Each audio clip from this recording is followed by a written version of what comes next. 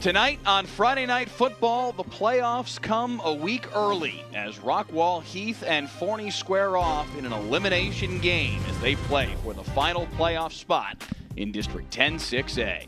Both these teams were playoff teams a year ago. Only one will go to the postseason this year as they are tied for that fourth and final playoff spot in 10-6A. Winner tonight goes to the postseason. Players to watch in this one for Forney, it is their superstar running back, Javian Osborne, one of the top 5 running backs in the junior class, being heavily recruited by Texas, Michigan, several other schools. This kid is terrific. Meanwhile, for Rockwall-Heath, it's Sean Gary, their stud wide receiver. He leads them in production this season for an offense that has been very banged up this year, and yet here they stand still with an opportunity to get to the playoffs. You can watch live for free tonight on WFA+. Weather permitting, say a prayer this game actually happens. 7:30 is the current scheduled kickoff time. That may change, we'll see, but we hope you'll join us tonight on WFA+. Download WFA+ to your smart TV using Apple TV, Roku, or Amazon Fire TV. Rockwall-Heath and Forney on Friday Night Football.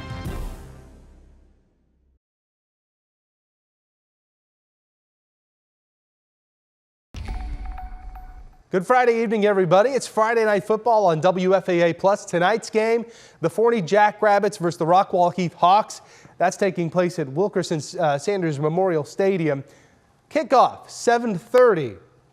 There will be a chance of rain, scattered rain, some thunderstorms too. So, I'm not quite certain that the game will go on necessarily on time. There may be a delay. We'll watch it carefully. Temperatures will hold into the middle 60s throughout the entirety of the game, but plan for rain. Whether or not the game gets delayed because of lightning, obviously, I can't predict that. Something to really keep an eye on. We are airing this game again live on WFAA+. You can watch it for free, among many other things, on our streaming app. You can download WFAA+ on Apple TV, Roku, Fire TV. It's free. And we'll begin coverage 10 minutes before kickoff. We hope to see you there.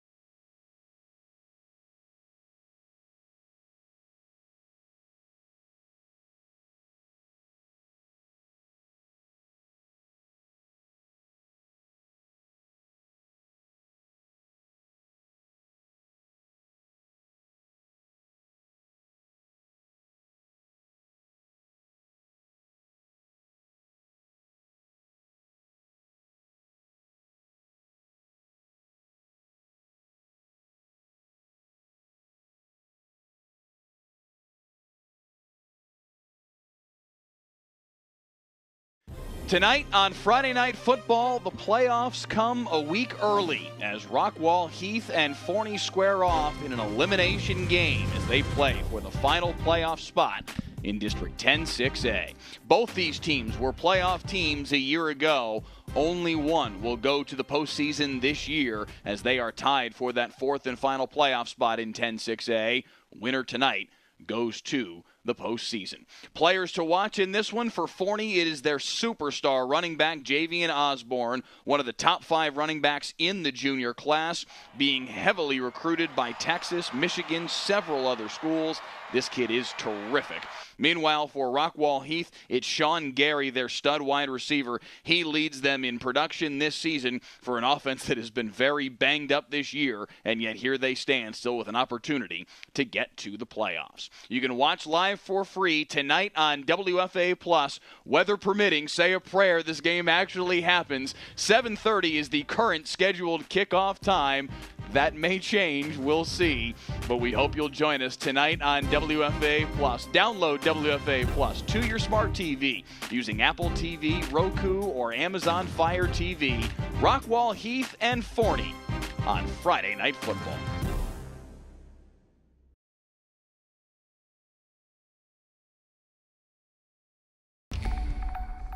Good Friday evening, everybody. It's Friday Night Football on WFAA Plus. Tonight's game, the Forney Jackrabbits versus the Rockwall-Heath Hawks.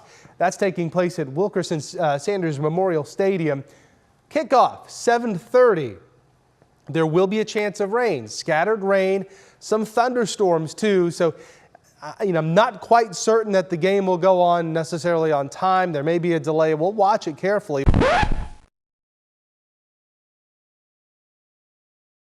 Temperatures will hold into the middle 60s throughout the entirety of the game, but plan for rain. Whether or not the game gets delayed because of lightning, obviously, I can't predict that. Something to really keep an eye on. We are airing this game again live on WFAA Plus. You can watch it for free, among many other things, on our streaming app. You can download WFAA Plus on Apple TV, Roku, Fire TV. It's free.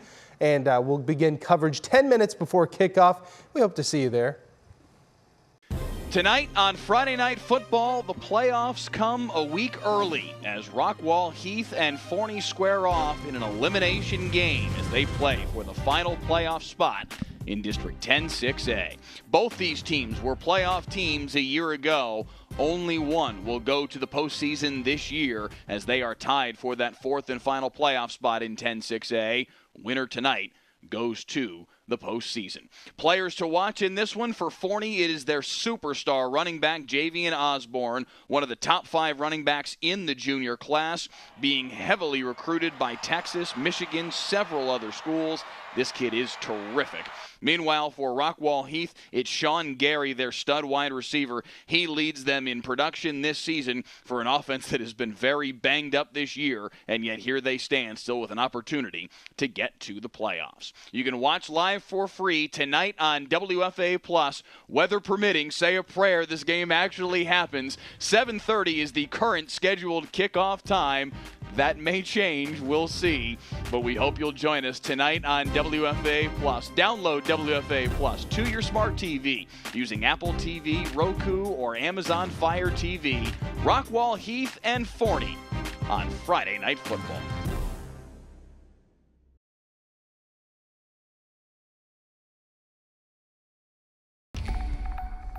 Good Friday evening, everybody. It's Friday Night Football on WFAA Plus. Tonight's game, the Forney Jackrabbits versus the Rockwall-Heath Hawks. That's taking place at Wilkerson Sanders Memorial Stadium. Kickoff, 7:30. There will be a chance of rain, scattered rain, some thunderstorms too. So, I'm not quite certain that the game will go on necessarily on time. There may be a delay. We'll watch it carefully.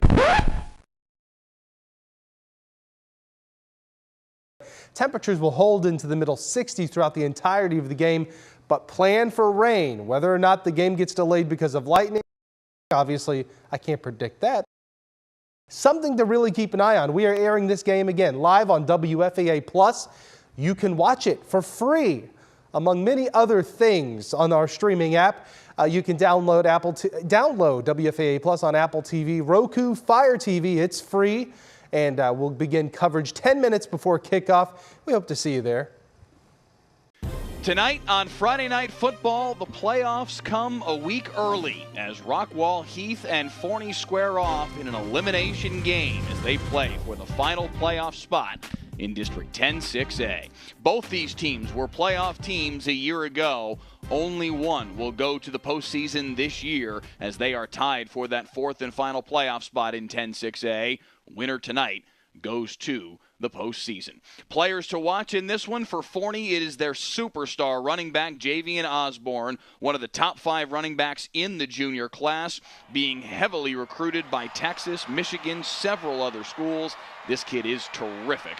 Meanwhile, for Rockwall-Heath, it's Sean Gary, their stud wide receiver. He leads them in production this season for an offense that has been very banged up this year, and yet here they stand still with an opportunity to get to the playoffs. You can watch live for free tonight on WFAA Plus. Weather permitting, say a prayer this game actually happens. 7:30 is the current scheduled kickoff time.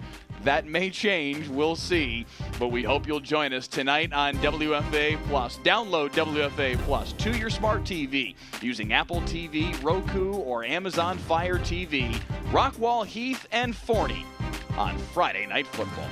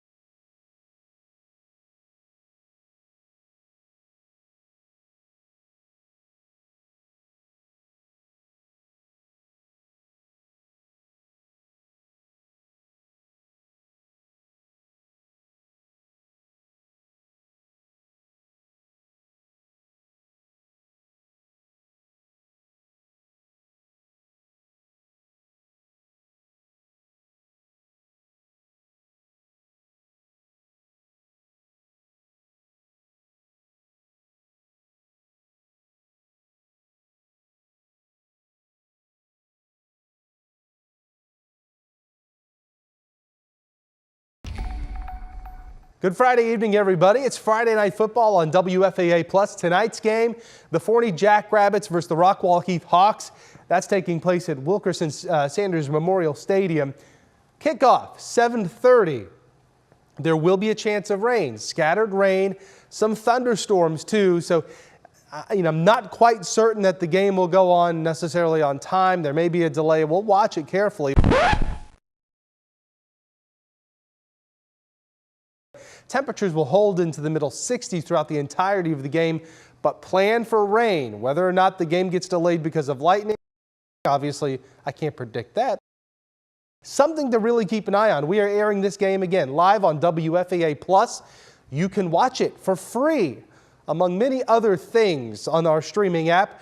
You can download WFAA Plus on Apple TV, Roku, Fire TV. It's free.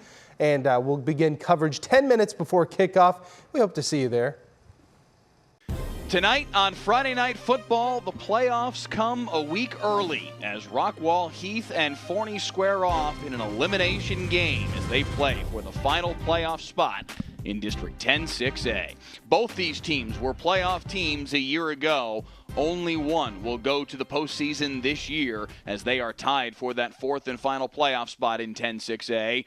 Winner tonight goes to the postseason. Players to watch in this one for Forney, it is their superstar running back, Javian Osborne, one of the top 5 running backs in the junior class, being heavily recruited by Texas, Michigan, several other schools. This kid is terrific. Meanwhile, for Rockwall-Heath, it's Sean Gary, their stud wide receiver. He leads them in production this season for an offense that has been very banged up this year, and yet here they stand still with an opportunity to get to the playoffs. You can watch live for free tonight on WFAA Plus. Weather permitting, say a prayer this game actually happens. 7:30 is the current scheduled kickoff time. That may change, we'll see, but we hope you'll join us tonight on WFAA Plus. Download WFAA Plus to your smart TV using Apple TV, Roku, or Amazon Fire TV. Rockwall-Heath and Forney on Friday Night Football.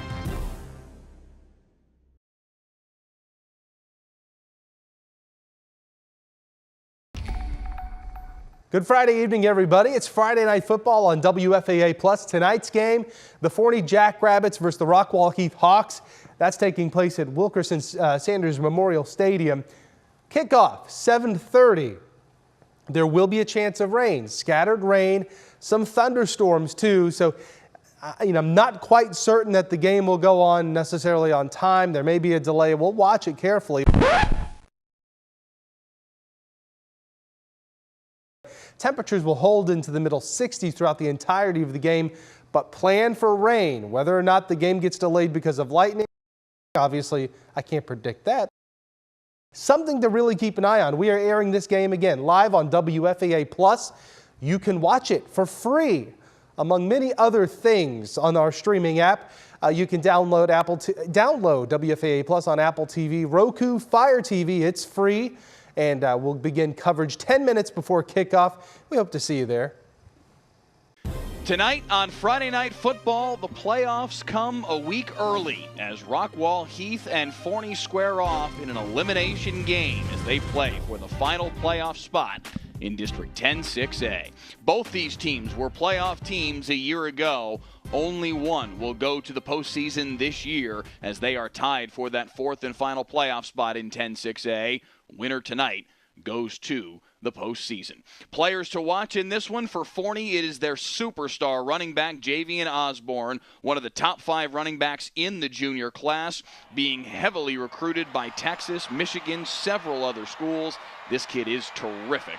Meanwhile, for Rockwall-Heath, it's Sean Gary, their stud wide receiver. He leads them in production this season for an offense that has been very banged up this year, and yet here they stand still with an opportunity to get to the playoffs. You can watch live for free tonight on WFAA Plus. Weather permitting, say a prayer this game actually happens. 7:30 is the current scheduled kickoff time.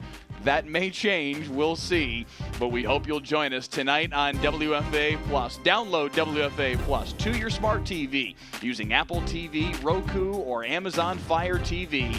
Rockwall-Heath and Forney on Friday Night Football.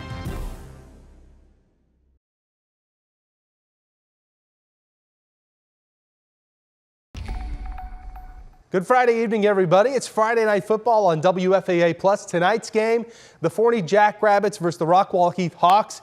That's taking place at Wilkerson Sanders Memorial Stadium. Kickoff, 7:30. There will be a chance of rain, scattered rain, some thunderstorms too. So, I'm not quite certain that the game will go on necessarily on time. There may be a delay. We'll watch it carefully. Temperatures will hold into the middle 60s throughout the entirety of the game, but plan for rain. Whether or not the game gets delayed because of lightning, obviously, I can't predict that. Something to really keep an eye on. We are airing this game again live on WFAA+. You can watch it for free, among many other things, on our streaming app. You can download WFAA+ on Apple TV, Roku, Fire TV. It's free. And we'll begin coverage 10 minutes before kickoff. We hope to see you there. Tonight on Friday Night Football, the playoffs come a week early as Rockwall-Heath and Forney square off in an elimination game as they play for the final playoff spot in District 10-6A. Both these teams were playoff teams a year ago. Only one will go to the postseason this year as they are tied for that fourth and final playoff spot in 10-6A. Winner tonight goes to the postseason. Players to watch in this one for Forney, it is their superstar running back, Javian Osborne, one of the top 5 running backs in the junior class, being heavily recruited by Texas, Michigan, several other schools. This kid is terrific.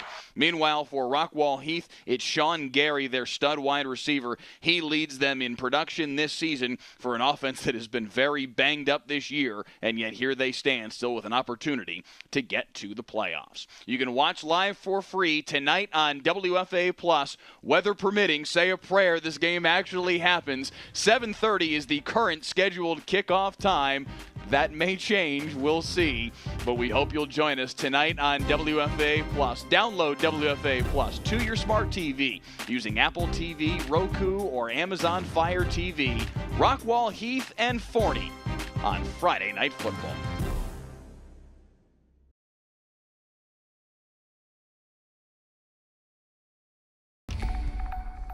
Good Friday evening, everybody. It's Friday Night Football on WFAA+. Tonight's game, the Forney Jackrabbits versus the Rockwall-Heath Hawks. That's taking place at Wilkerson Sanders Memorial Stadium. Kickoff, 7:30.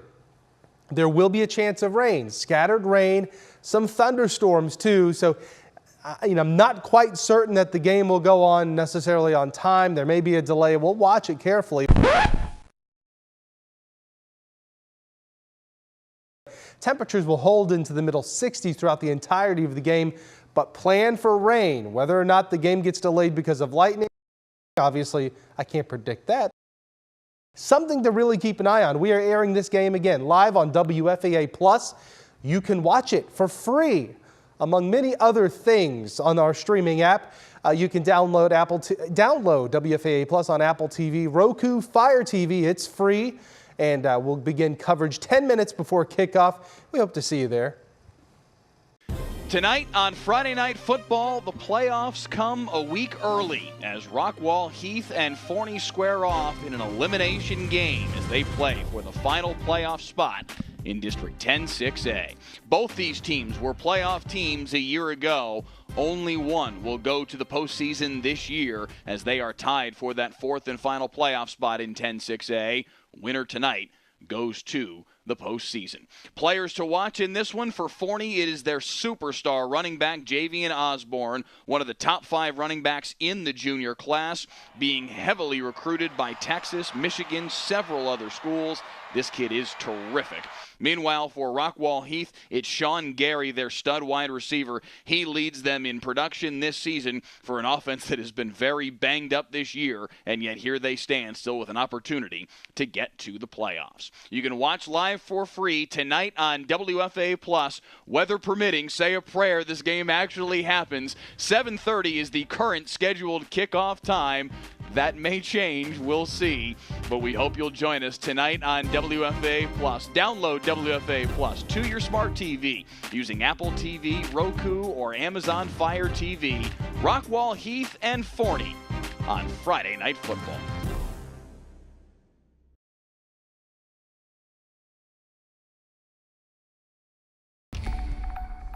Good Friday evening, everybody. It's Friday Night Football on WFAA+. Tonight's game, the Forney Jackrabbits versus the Rockwall-Heath Hawks.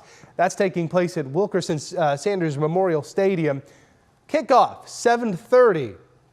There will be a chance of rain, scattered rain, some thunderstorms too. So, I'm not quite certain that the game will go on necessarily on time. There may be a delay. We'll watch it carefully. Temperatures will hold into the middle 60s throughout the entirety of the game, but plan for rain. Whether or not the game gets delayed because of lightning, obviously, I can't predict that. Something to really keep an eye on. We are airing this game again live on WFAA+. You can watch it for free, among many other things, on our streaming app. You can download WFAA+ on Apple TV, Roku, Fire TV. It's free. And we'll begin coverage 10 minutes before kickoff. We hope to see you there.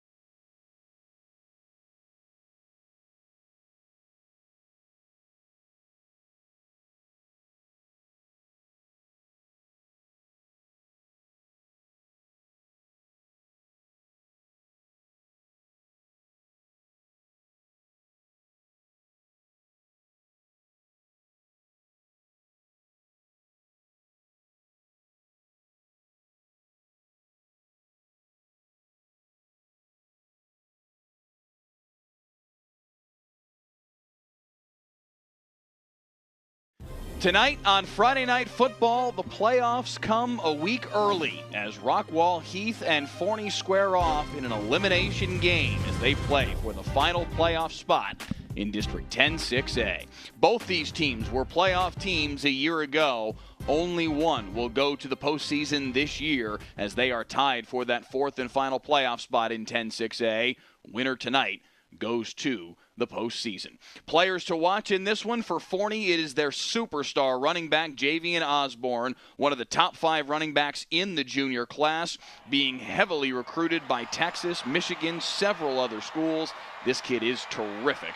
Meanwhile, for Rockwall-Heath, it's Sean Gary, their stud wide receiver. He leads them in production this season for an offense that has been very banged up this year, and yet here they stand still with an opportunity to get to the playoffs. You can watch live for free tonight on WFAA+. Weather permitting, say a prayer this game actually happens. 7:30 is the current scheduled kickoff time.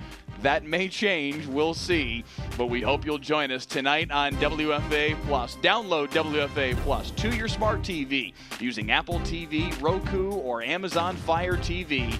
Rockwall-Heath and Forney on Friday Night Football.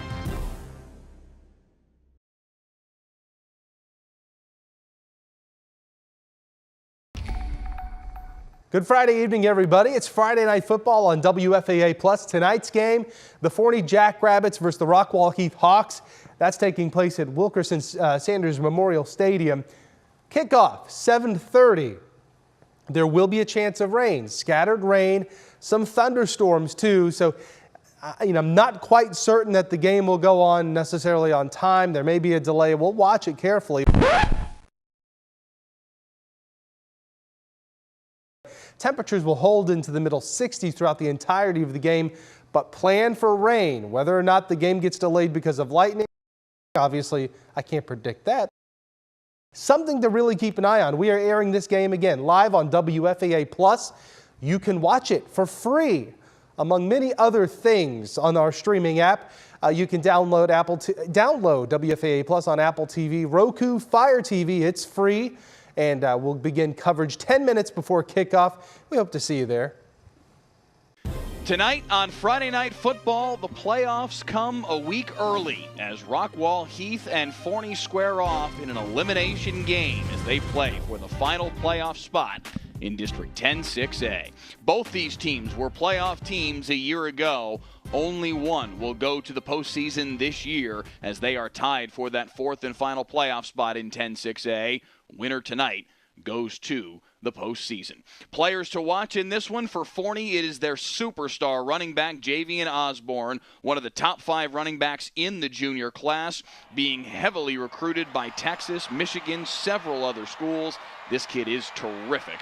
Meanwhile, for Rockwall-Heath, it's Sean Gary, their stud wide receiver. He leads them in production this season for an offense that has been very banged up this year, and yet here they stand still with an opportunity to get to the playoffs. You can watch live for free tonight on WFA+. Weather permitting, say a prayer this game actually happens. 7:30 is the current scheduled kickoff time.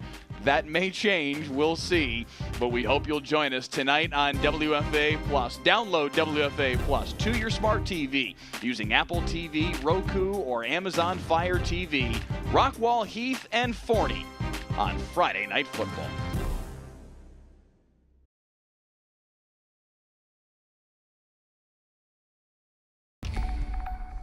Good Friday evening, everybody. It's Friday Night Football on WFAA+. Tonight's game, the Forney Jackrabbits versus the Rockwall-Heath Hawks.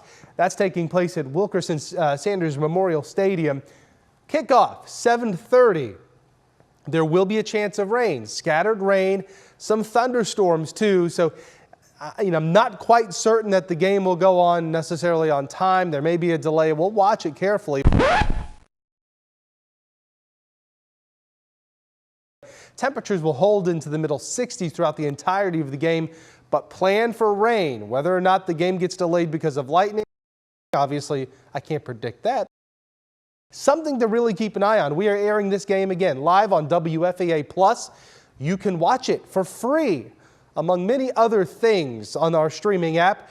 You can download WFAA+ on Apple TV, Roku, Fire TV. It's free. And we'll begin coverage 10 minutes before kickoff. We hope to see you there.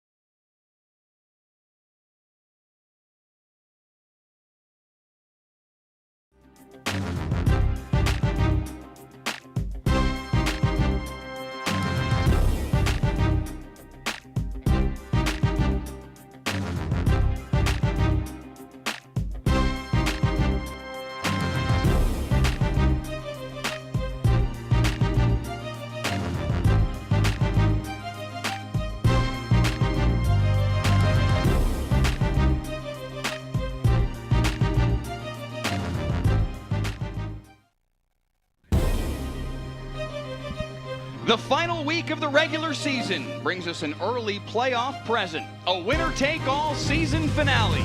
Forney and Rockwall-Heath with the final playoff spot in District 10 6A on the line on Friday Night Football. And with that, we welcome you inside the broadcast booth here at Wilkerson Sanders Stadium in Rockwall. Mike Leslie alongside the former Lincoln High and Kansas State linebacker Heckma Harrison. Heckma, the lightning delay is finally over. This was supposed to be a 7:30 kick, pushed to 8:30, ultimately finally pushed to 8:45, but that clock over here off the screen says 7 minutes and 42 seconds away from kickoff. We are finally almost there. Hey, it looks like we're going to have some football tonight. After all of the rain delays, after all the weather that came through, Pete Delkins told us all about it, so we were prepared. And even throughout the state in North Texas, everyone pretty much started to push those games to Thursday, especially those important games. This is a big game out here today, and hence the late start. Yeah, we were supposed to be at Highland Park Midlothian tonight for a district championship. That game got moved to Thursday. So we called up Jeff Fleener and Rodney Webb on Wednesday and said, are you guys still playing on Friday? We'll be there, and here we are. And you said it, this game is extremely important. This is essentially a playoff game. Winner of this game will take the number 4 seed in the District 10 6A standings and the playoff spot that goes along with it. The loser's season ends tonight on this field. Oh man, and you don't want to go out like this. There's so many tough games been played in this district. For it to come down to this, Mike, as you hit the nail on the head, this is essentially a first-round playoff game for both of these teams. If you want to get in, you got to win. There you see the district standings, 2-3 records for both of these teams. North Forney is kind of the surprise in this district this season, 4-1, and they play Rockwall tonight for essentially second place in the district. If Rockwall wins, they would toggle up to 4-2 and tie North Forney. The head-to-head would give them the 2 seed in the district. This game matters also in terms of who goes D1, who goes D2. North Forney is the team that would flip-flop one way or the other. If Forney gets in, they'll be 6A D2. If Rockwall-Heath gets in, they'll be 6A D1, and very likely they would face a team we saw a night ago in the Saxe Mustangs. Again, it also depends on the Rockwall North Forney game, the result of that one, because hypothetically, if Rockwall loses that game and Heath wins tonight, they'd both finish 3-3, and Heath would jump Rockwall for the number 1 seed in 6A D1. So Heath would play, I guess, whoever the 2 seed is. I'm forgetting the maybe Wiley out of 9-6A. So there's a lot to sort out tonight. Let me try and catch my breath and just leave it at that. There's a lot to sort out tonight in the playoff structure this evening for these 2 teams and for several others around the area, and certainly within this district. This game matters huge, and for these 2 teams, all of the rest of it you can wipe away.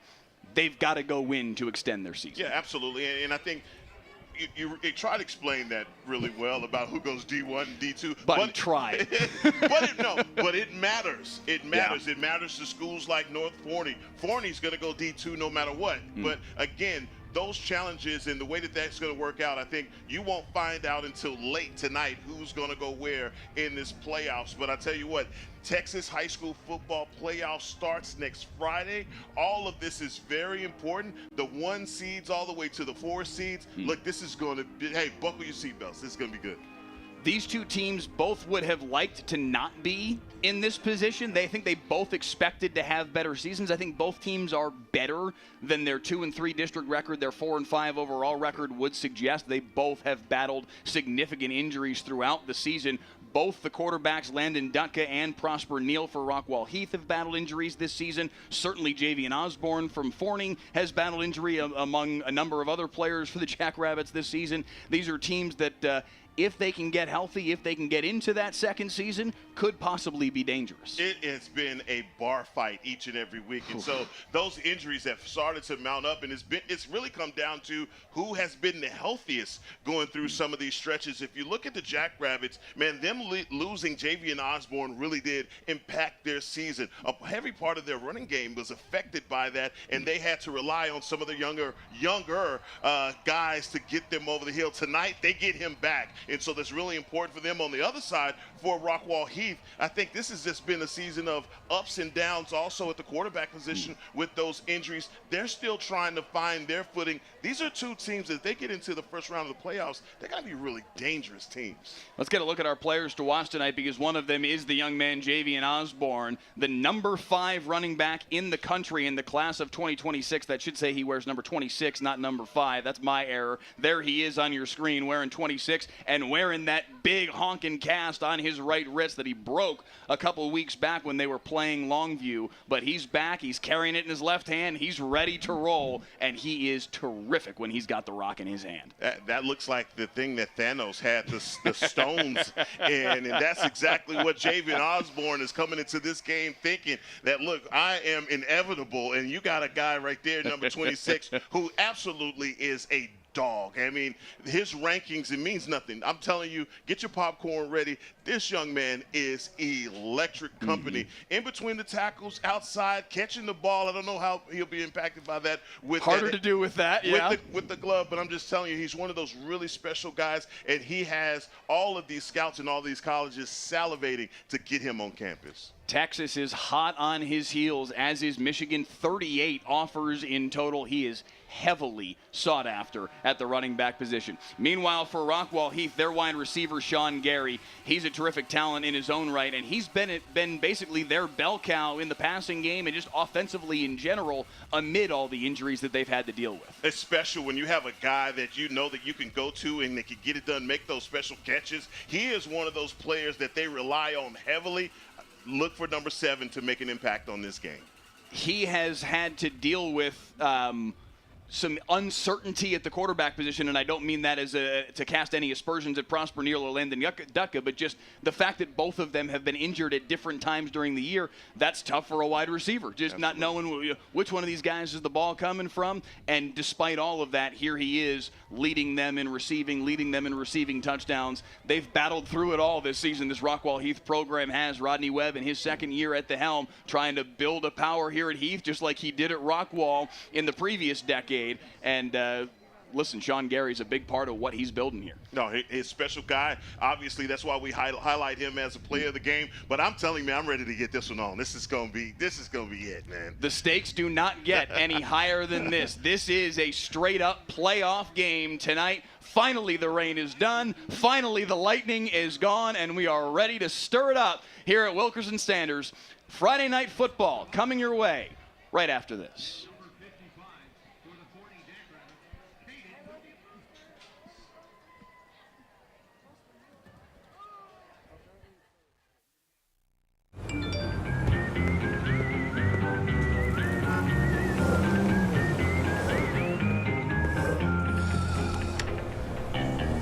Thanks, Delkus.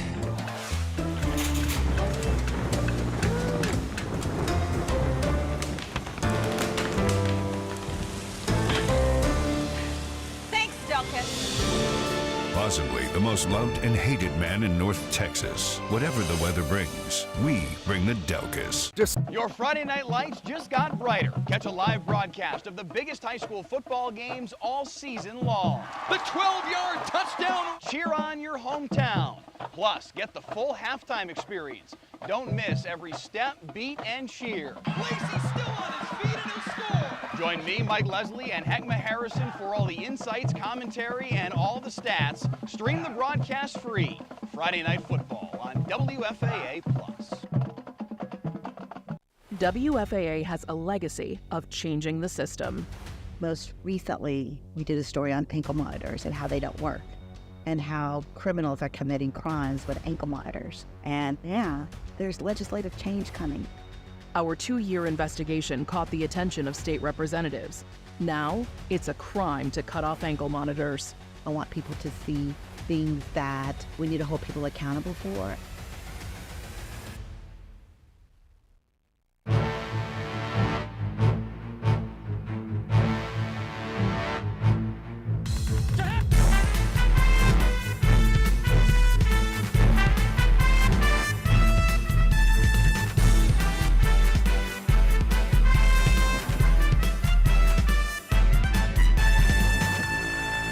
Friday Night Football, sponsored by Texas de Brazil.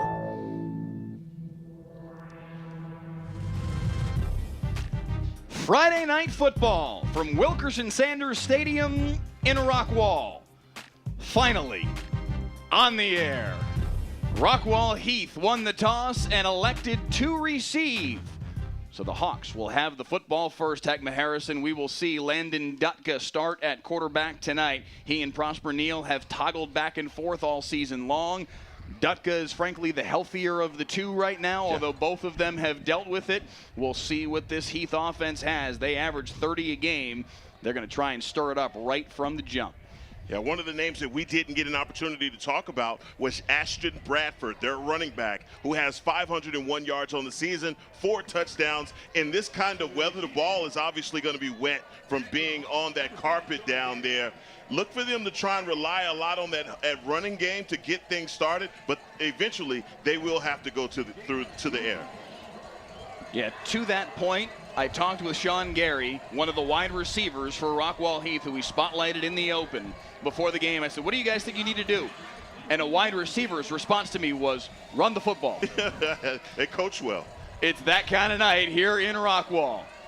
Kickoff into the end zone, driven back and taking a knee 3 yards deep for Rockwall-Heath is Jalen Rochelle.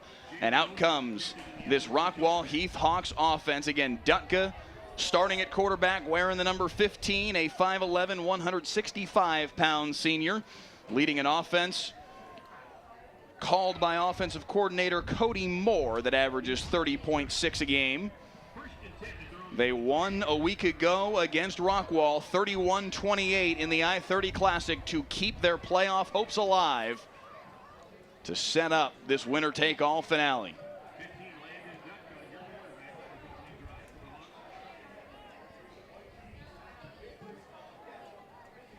Nat Maxon, our official tonight, just as he was a night ago for Saxey and Rowlett. Right. Says we are ready for play. And on 1st and 10 from the 25, it's Dutka to give to Bradford, who meets a wall, maybe lost a yard. Now you see these guys coming downhill immediately. I saw that's number 32, I believe James Priest gets through the line of scrimmage and gets the tackle. These linebackers are going to have to scrape and run. They are going to be, look, they got to keep their antennas and awareness up this entire game for this Heath offense. 2nd and 10. This carry for Bradford goes much better, surges forward for 5, and it'll be 3rd and 5. And if you don't know any better, look at number 2, Kelvion Riggins. This is a man's man down there playing linebacker. The Texas A&M commit, a senior, had 40 scholarship offers. He's in the mix there on 3rd down as they stack him up. Just a gain of a yard for Bradford, and it's 4th down and 3 for Rockwall-Heath. I love the way that they piled on there in the middle of the field. Look at these defensive linemen, guys up front, taking on these blockers. That is a great job. Bryce Lott, the senior linebacker, they have him listed at 5'10", 154 pounds. He brought all of himself to get that stop. So Brunson Miller on to punt it away. Into the wind. Fielded at the 37-yard line. DJ Page makes a man miss, and DJ Page has got something working. Breaks through a tackle across midfield. Flags flying everywhere at the tail end of the return. Terrific work from DJ Page, the return man, but it looks like at least some of this will come back. And Mike, the last time we saw number 6, he did a lot of things just like that. Guy is so sudden and explosive. And I tell you what, this Hawks defense, they're going to have to stay on the ready to get stops against this guy, not only on special teams, but when he lines up at wide receiver. Personal foul, illegal blindside block, the call from Nat Maxon, our crew chief tonight. He was quizzing me before the game. He asked me that exact penalty, whether or not, what that signal meant. And now you know. As I was telling him, it's a lot easier when I can read your lips.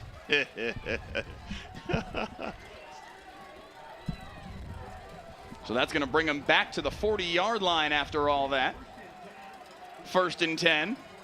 Handoff for Javian Osborne, toting it in that left hand and picking up 5 on the first play of the possession. If I am a member of the Hawks defense and I have a one-armed running back, I am punching, Peanut Tillman punching at that ball. I am trying to get him to come off of it because, you know, as it continues to go, that thing is going to continue. It's going to get slicker and slicker.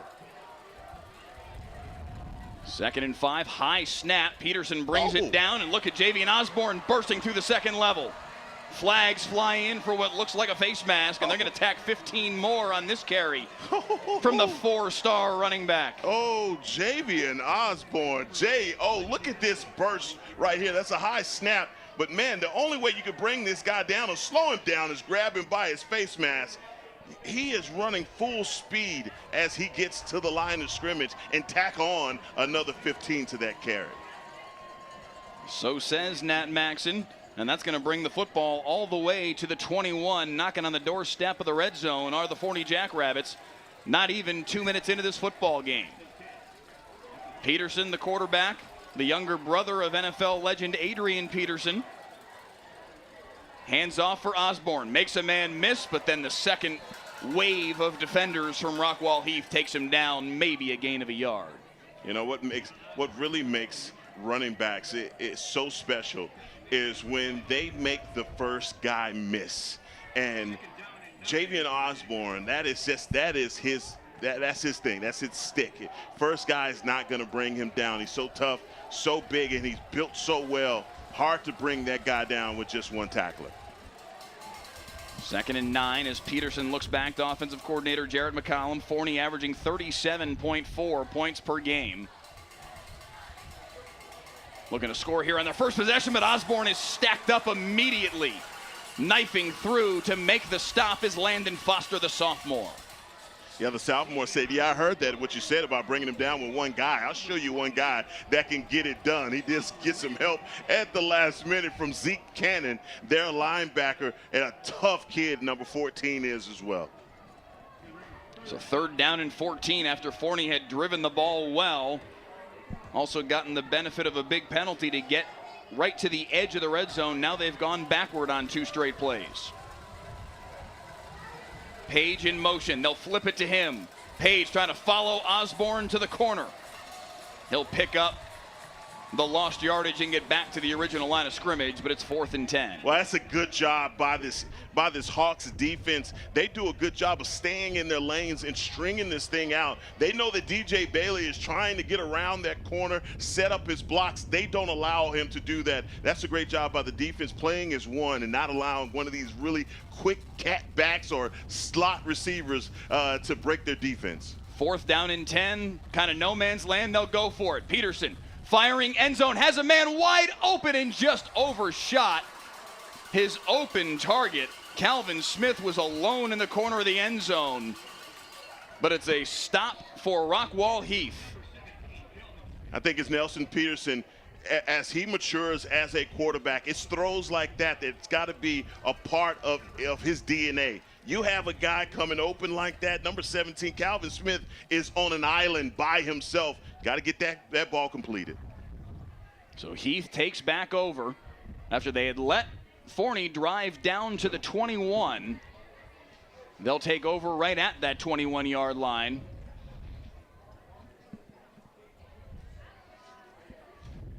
And try and get something rolling themselves.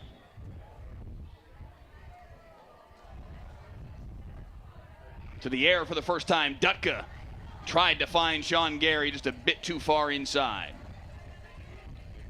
We said, what do they have to do? They have to come out and run. First play from scrimmage, they throw the ball.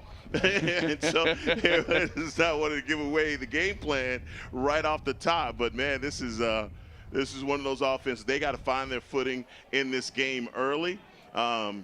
right now, I think both of these defenses, man, they've got the first stops on those first drives. 4 minutes gone by here in the opening quarter. Pressure coming off the edge. They run away from it as Bradford carries, but just for 2. Piled up in the middle. Bradford will get the lion's share of the carries tonight. Carter Zom, a sophomore running back, broke his collarbone early on in the season, missed a significant chunk of the season, came back for a couple weeks, and then broke the other collarbone. Wow. So it has been a slog for Rockwall-Heath with the injuries this season. 3rd and 8.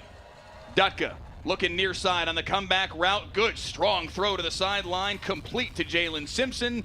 Close to first down yardage. Yes, he's got it, and he'll move the chains. Man, what a symphony being played right now for your offensive coordinator. When you're able to complete an out route like that in this kind of weather, and you put that thing on a frozen rope, come on now. You're playing with house money when you do it like that. From the far hash, no less. This time he overshoots the same target, Simpson, and it'll be 2nd down and 10.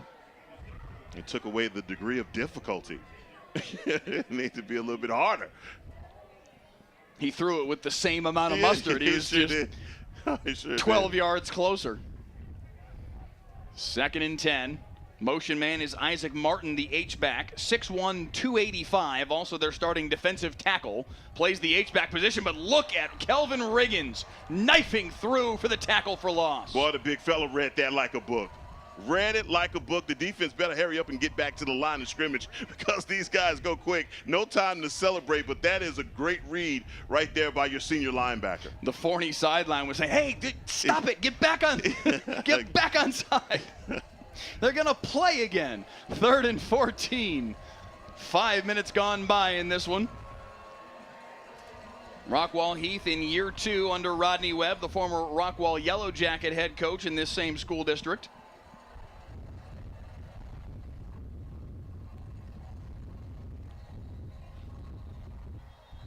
Timeout called by Rodney Webb. It was something he saw that he did not like, or he's just trying to get his team lined up. And how fitting is that Rodney Webb comes over here to Heath and basically running the same offense. These guys are going to go quick. Yeah. You know that for sure. I mean, no timeout, no time wasted at all. But they're going to do everything quick, and they're going to run at you religiously. Trey Brooks, his old offensive coordinator at Rockwall High, now the head coach, continuing the same offense that Rodney had there for so long. We had a chance to do Forney versus Rockwall earlier this year. We mentioned it off the top of the broadcast. We were planning to be at Highland Park Midlothian this year, or this week I should say, this evening, and that game got moved to Thursday because of the impending storms. As it turns out, they probably didn't have to, but smart to try and just make sure you get the game in, especially that one was a district championship game. Highland Park ended up winning 38-21. So it was just kind of happenstance that we ended up back here again for Forney Rockwall-Heath. But we saw a ridiculous game between Forney and Rockwall 3 weeks ago. And chances are decent this one may follow suit. Dutka to the air, deep ball, intercepted. Running the route for the receiver is Caden Webb, and he's got the pick. Yeah, great job there by Caden Webb. And sometimes, Mike, what I believe in football, if you play a team that has the same kind of scheme, you remember that. You add that to muscle memory, and you kind of remember the sync of the way that they run their routes. And that was like again, these guys are reading it, and they are finding a way to get those turnovers. I love to see that right now from the Jackrabbits. They're coming out with some steam, playing like a team that's trying to make it to the playoffs. So Forney will take over at their own 31 off the interception. Back come Nelson Peterson and company. Forney moving up from 5A D1 to 6A this year. They went to the state semifinals a year ago in 5A D1. Peterson with the fake over the middle, tipped and nearly intercepted as he tried to hit Calvin Smith in the open spot in the zone. It falls harmlessly incomplete. And the second time, Calvin Smith, again, he is getting space in that zone defense. You got to find a way to just pick your guys off, man. You got a bunch of speedsters, a bunch of speed out here for Nelson Peterson. We saw him in that Rockwall game. That first quarter, it was a little erratic. Once he relaxed and got into the steam of the sink of the offense, man, he started to make it happen. What a run right here on second down. Jarrell Smith just dragging tacklers for 11 and a first down out to the 42. I think we may know a thing or two about Jarrell Smith. And we were just saying, man, what an embarrassment of riches it is when you have two running backs like Osborne and then a guy like Smith, a sophomore, that steps up in his absence. And that's a great problem to have when you have two guys that can run like that. 1st and 10 at the 42. Peterson following a block. Peterson with a head of steam across the 40 and a shoestring tackle. And you get a 6'3", 200-pound quarterback on a design run. And, man, one thing about this kid, he has some wheels. Maybe in his DNA. I don't know. I'm just telling you, he can run it. Adrian Peterson's little brother, a Colton Lafferty tackle away from taking it to the house. Sets up 1st and 10 at the 36. Peterson again, pump fakes, finds wide open DJ Page on the sideline. 1st down inside the 15. Well, how beautiful was that route and the connection there to DJ Page. We've seen this kid, Page, man. He is a seamless route runner, a kid that has phenomenal speed. He's a 400-meter district champ. That track speed is apparent out here. 1st and 10 at the 13 officially. Past the midway point of quarter number 1 here on a late night edition of Friday Night Football, and that was read perfectly by Rockwall-Heath. Devin Turner, the senior defensive end, right in the grill of Javian Osborne in a blink. Devian Turner just said, stop playing with me, okay? I'm just not going to allow you guys to continue to run this play towards me over and over again. If you don't get a hat on the hat against that guy on the outside, he is going to be so disruptive. Nothing Osborne could do to get out of his grips. About 500 of you with us right now on the WFA YouTube channel. Please click the like button, click the subscribe button, and let us know in the YouTube comments where you're watching from tonight. But got to imagine a lot of folks around the Texas high school football community who played last night or already played earlier today, tuning in for some late night theater. Little tunnel screen here, and it's dropped. They tried to set it up for Amari Jahil. Instead, it'll be 3rd down and 13. Jahil Heckma was terrific when we saw Forney back 3 weeks ago. He was a big part of that comeback. Yeah, big body guy, man, and runs those great routes right there on that tunnel screen. It was blocked up well on the outside. He just wasn't able to handle the catch. I'd come back to that. I'd mark it and see if they come back to Jahil on another one of those tunnel screens. 3rd down and 13. Osborne back in there to the right of Peterson. Play action fake. Peterson's got space, fires, end zone. DJ Page hauled it in for the touchdown. And DJ Page has to make it. I cannot wait for the replay.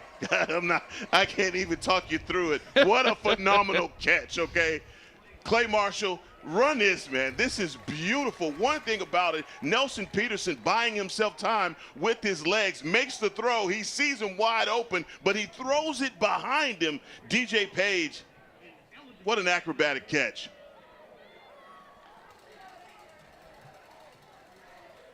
Ineligible man downfield is going to wipe it all away. Well, come on, guys. Don't do me like, don't let me get all excited and lathered up for it to be called back now. Buddy, I'm right there with you. I'm scribbling it down on our running score. We're marking it down 6-0 in favor of Forney, and wipe it away, and it's 3rd down and 18 from the 21. Peterson. End zone shot, looking for Page again. I think he's going to be short of the line to gain, only just barely. We'll see the spot. Well, that is so very close. Whoa. Okay, I get it. I saw the mark. It was closer before. It was way closer. Yeah, they backed it up like 3 yards. Yeah. He was right at the sticks. Instead, they're saying 4th and like 4. I don't know why. That ball should have been at the 5-yard line. if not inside. 4th and 4. Peterson trying to follow blocks. Stacked up, and he won't get there. Turnover on downs for the second time deep in Heath territory as the Hawks defense makes the stop. What a strange sequence that happens right there. It was the score that wasn't, and definitely thought that was closer to the marker than anticipated. Here's a replay of the throw. So here's the throw to Page. Catches the football at the 5-yard line. It's forward progress. Yes. Wow. And the initial spot is about at the 4-yard line, and he throws the ball into the center of the field, and they spotted it at like the 7. Wow. What on earth just happened? That's like a 2.5-yard difference. Yeah, it is. On a 4th and 3 or so that ended up getting stopped, and it's Heath football. That is mystifying. They hand it off right up the middle here for Bradford, and he'll carry for 8 on the first play of the possession. And we're sitting here right next to the Forney coaches. And usually when there's a discrepancy or the guys don't agree, you know, you hear all kind of ruckus over there from the coaches. Not a peep. So maybe they didn't recognize it, and that ball hits the ground. They're going to say that that is not a completion. They tried to hit Sean Gary. Instead, it will be 3rd down and a pair. Wow.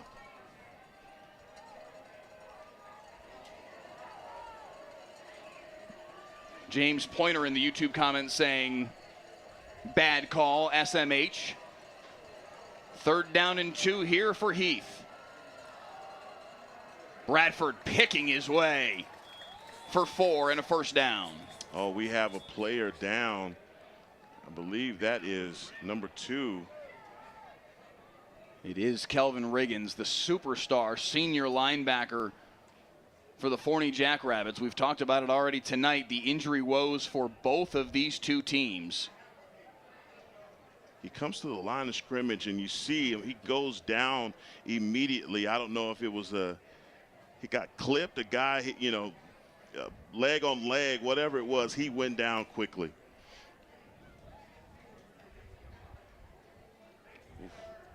Richard English and the training staff from Forney out there to tend to him.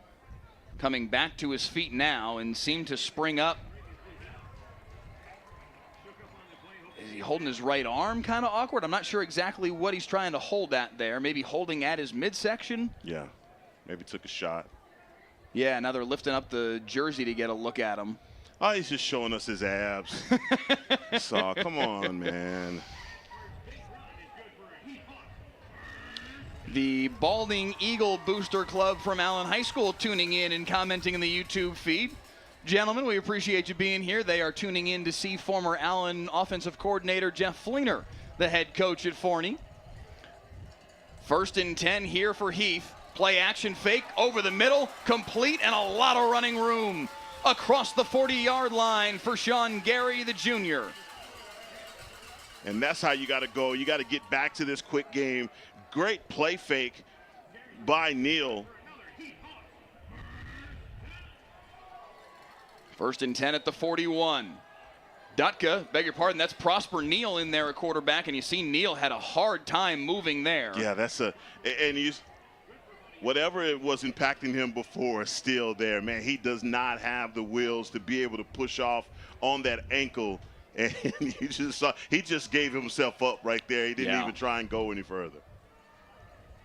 He's been dealing with a high ankle sprain that they weren't sure if he was going to be able to play tonight or not. He is out there. He's part of this timeshare at quarterback with Landon Dutka. We'll see how long he's able to go, because it does not look like he's going to be able to run the football at the very least. He'll hand off here for Bradford. Ashton Bradford runs hard there in the middle, all 5'10", 180 of them. Picks up a few. It's going to be 3rd down and call it 6. As it has been raining on and off here in the first quarter. Having that running game to rely on, I think, means a lot right now for the Hawks. In what is still a scoreless game, Forney has driven deep into Heath territory twice now, and twice come up empty on a 4th down attempt. Quick throw far side, ball dropped right on cue as we're talking about the rain, in and out of the hands of Sean Gary. and it's 4th down. A couple of YouTube comments here. A question, I just had it. Where'd it go? Here we go. YT Mason FN says it's 9 p.m. How is it still the first quarter? Massive lightning delay all the way back to 8:30, and then eventually they pushed it back to 8:45 before we finally kicked this one off. So here we are at 10 minutes after 9, and it's still the closing moments of the first period. Heath will have to punt after the, I don't want to call it a drop on Sean Gary because it is raining as hard as it is, but I suppose technically a drop. DJ Page is going to pick this one up on the run and slung down quickly at the 26-yard line. No, that's a line drive to DJ, and good job for him handling that one. Friday Night Football is sponsored by Texas Day Brazil. Kick off the holiday season with Texas Day Brazil online. Holiday gift card promotion. Get extra value when you purchase gift cards online. For every $100 gift card you buy at Texas Day Brazil's website, receive a $25 bonus card. Or purchase a $50 gift card online and enjoy a $10 bonus card. Share the ultimate Brazilian dining experience and treat yourself too.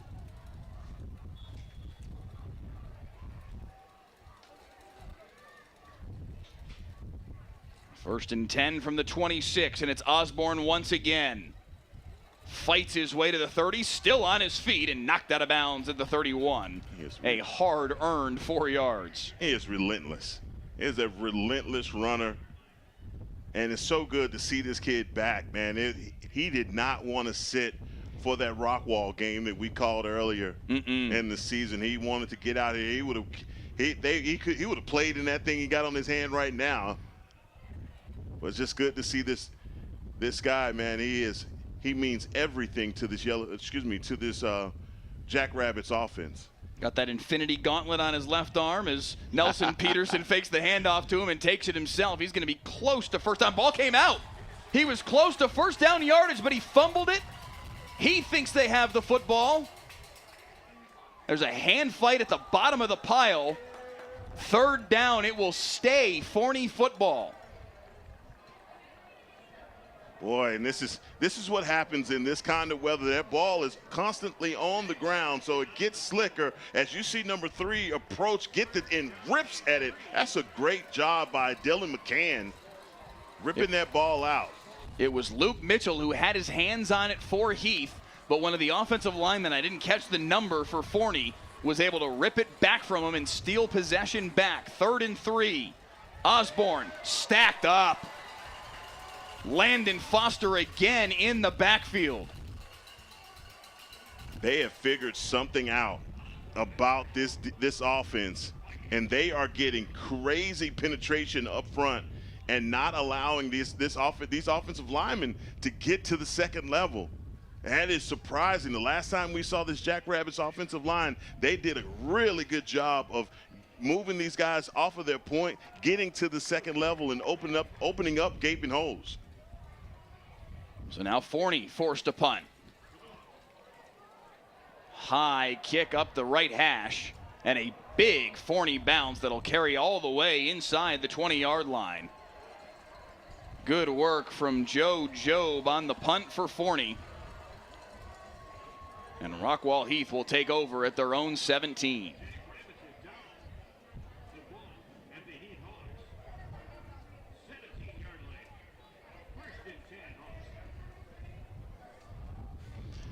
Stay tuned for the Friday Night Football halftime show sponsored by Golden Chick. Golden Chick is the perfect post-game destination. Come in and see why we say it's one taste and you're golden at Golden Chick.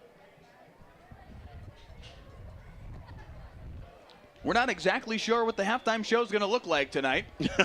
Right? Usually we would bring you the entire show from both bands. Because of the late kickoff, we may not have performances from the bands tonight. Look at this run here from Bradford. Ashton Bradford across midfield. Nobody's going to chase down Ashton Bradford. 82 yards for the touchdown to open the scoring.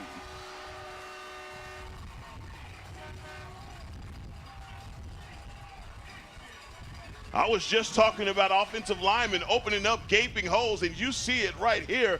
They come all the way across, man, and they allow this guy to get a full head of steam. Ashton Bradford is going to hit his head on the goalpost. And on what was literally the final play of quarter number 1, Bradford gives Rockwall-Heath a 7-0 lead in a do-or-die season finale for Forney and Rockwall-Heath. Winner goes to the postseason. It's the Hawks who lead after 1 on Friday Night Football.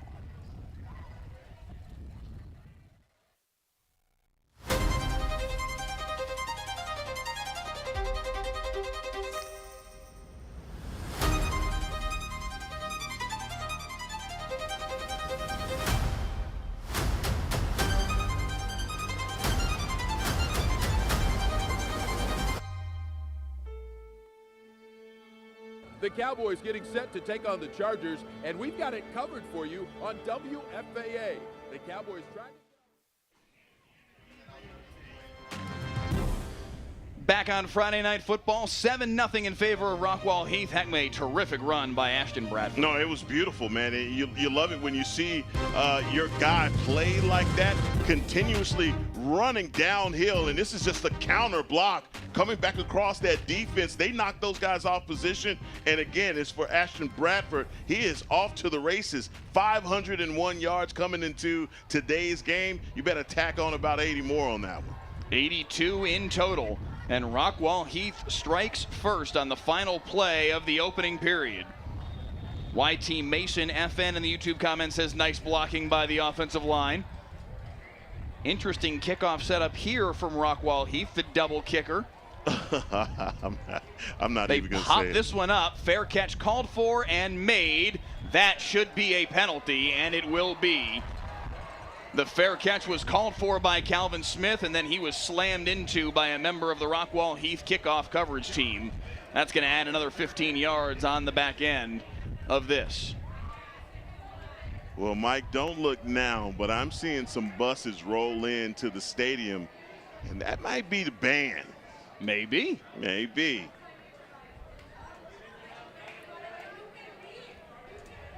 So we might get a halftime performance after all. We'll have to get some clarity on that between now and the end of the second quarter.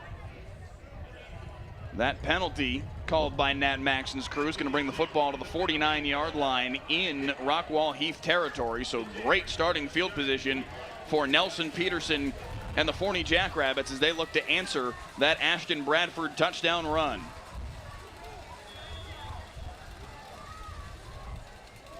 Osborne. Beg your pardon, that's Jarrell Smith with a nice jump cut as he hops his way forward for a pickup of 5. And that was a beautiful jump cut there by number 0, Jarrell Smith. As you see it right there, boy, he just loses a guy in his wake with that move. Jarrell Smith, a young man that Jeff Fleener told us when we talked to him earlier, said he's learning from Javian Osborne as he goes. He said Osborne's kind of taking him under his wing a little bit, even though he's just a year older than him, and you're seeing the end result of that. Peterson's going to keep this one on the read option. Falls forward to the 41. It's going to be 3rd and 2. And how many times have we seen these guys, these Jackrabbits, get into a 3rd and short situation and not be able to pick up the first down?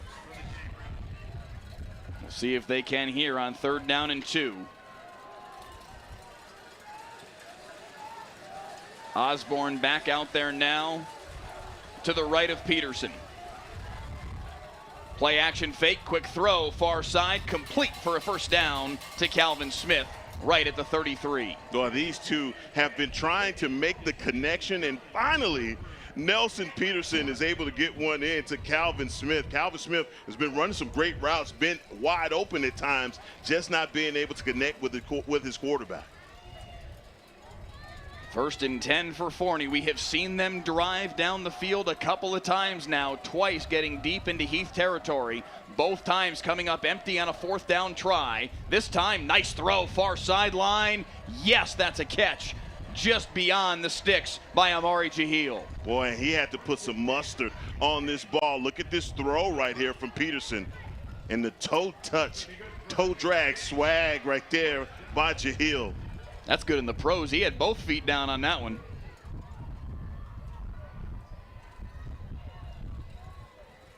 First and 10 at the 22. Playoff spot on the line tonight here in Rockwall. That ball was held onto, I think, on the second try by DJ Page, and he picks up 4 on the first play of the set. Page don't drop much. Even if he has to catch it twice, he's going to get it. But right now, man, I'm telling you, on the other side, for this Hawks defense, they have to start to mix it up a little bit for Nelson. They're getting pressure. They were getting pressure initially in the first quarter with just 3 guys. They're going to need to bring some pressure from a different angle to get him off of his spot. Osborne, nice cut in the backfield. Makes another man miss. Look at Javian Osborne go. Oh, my gosh. One of the better 2-yard runs you'll ever see from the 4-star junior.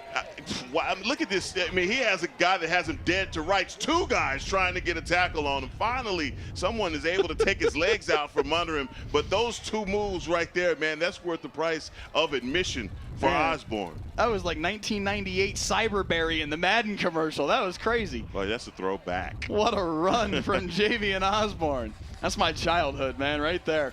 3rd down and 5. Peterson trying to run away from everybody. Can he get the corner? No, sir. Terrific pursuit from Colton Lawfrey. And Colton Lawfrey, understanding that he has to keep contained out to the side, he cannot allow Nelson Peterson to get around that corner. Great job right there by the Hawks defense. It looks like they're going to bring out the kick. They are. They're going to bring out the field goal unit. Okay. Vincent Hart, the junior, has hit a few this year. Hit from 30, hit from 35. This one would be from 31 on the left hash. Flags at the snap. The kick did go through, but beforehand, a false start and a 31-yard attempt is going to turn into 36. Does this change your mind at all here as a coach? It looked like he had plenty of leg. Comment here from Cody Adams in the YouTube feed, by the way. He says he believes the Forney band is not here tonight. He says they've got a competition tomorrow in San Antonio. So we may only see one band tonight if we do see the Heath Hawks band. From 36 now, on the way. And no good, wide to the right. Yeah, what a difference 5 yards make. Finally, a little bit of a high snap, too. Absolutely. Threw off the timing of it. Did that glance off the right upright? Not quite a doink, but a oink. No. Did he say an oink? Oink? Maybe an oink? Yeah, a doink? I don't know. I think there was a glance or something. I don't know. So this feels very similar to the Forney Rockwall game we saw 3 weeks ago. How many times did Forney have opportunities in the first half of that game and they weren't able to cash in? This is 3 times now Forney has driven deep into Heath territory and they still hold a goose egg on the scoreboard. They just have not been able to finish these drives. Yeah, defensively, they've got to figure out a way to get a stop, get the ball back to their offense. They still got plenty of times, but you're right, man. They get these drives, they get great field position, but not able to cap it off with the touchdown. Prosper Neal back in there, a quarterback, fires deep, overshoots his man. Well, they are testing this Jackrabbits defense. Now everybody, since Bradford goes for an 82-yard touchdown, what is everybody doing? They are moving up to the line of scrimmage to try and make sure that they don't give up those big touchdowns. What's happening on the back end is now these guys are trying to get one to go over the top of their heads. Prosper Neal, the sophomore quarterback, has started at points this season as well, dealing with a high ankle sprain, but out there right now, hands off the 1-yard gain here for Ashton Bradford. And it's going to be third down and 9. Yeah, a little bit of pressure right there added by the Jackrabbits, continuing to get those guys up near the line of scrimmage. This is a 3rd and long. What is going to be the play call? Well, Rodney Webb.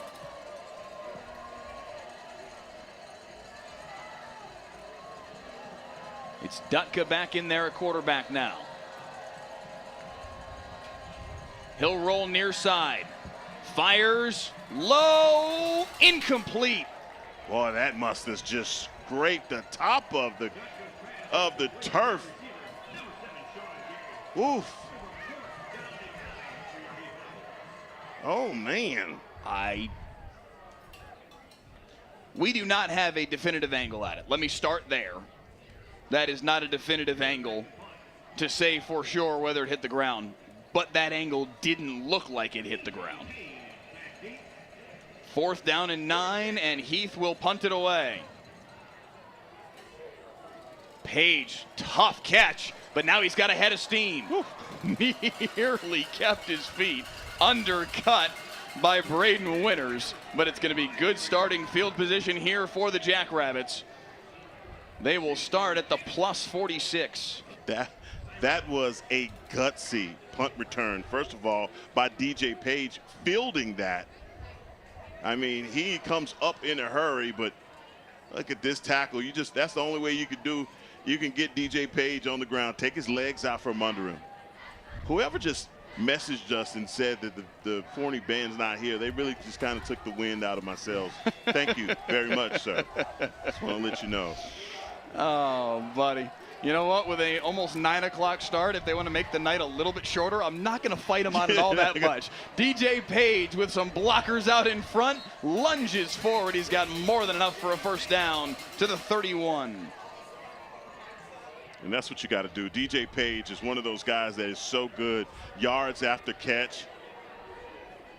Nelson Peterson just handing the ball off to this guy and allowing him to go and do his thing.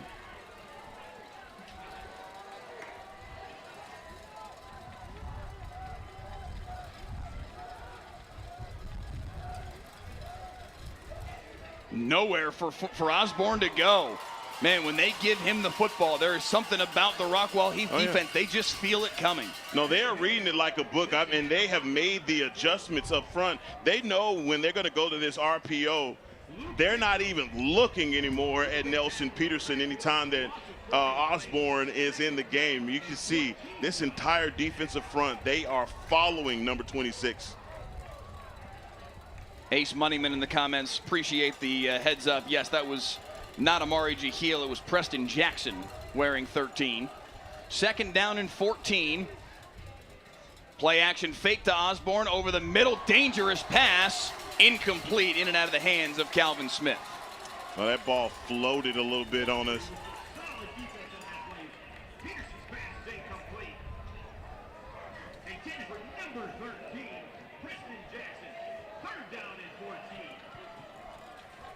So 3rd down and 14. Jeff Fleener and Jarrett McCollum signaling in the plays. Again, Fleener, the offensive coordinator, Allen back in the Kyler Murray days. Dialing something up here on 3rd and 13. Smith in motion. Peterson slings it over the middle, just too high for a wide open Cade Wolverton. He might have scored. And the way that they dial this play up, obviously giving Peterson an opportunity to put the ball on his tight end, he just misses him. And it brings up 4th down. They're keeping the offense out there. They've got to get to the 21 for a first down.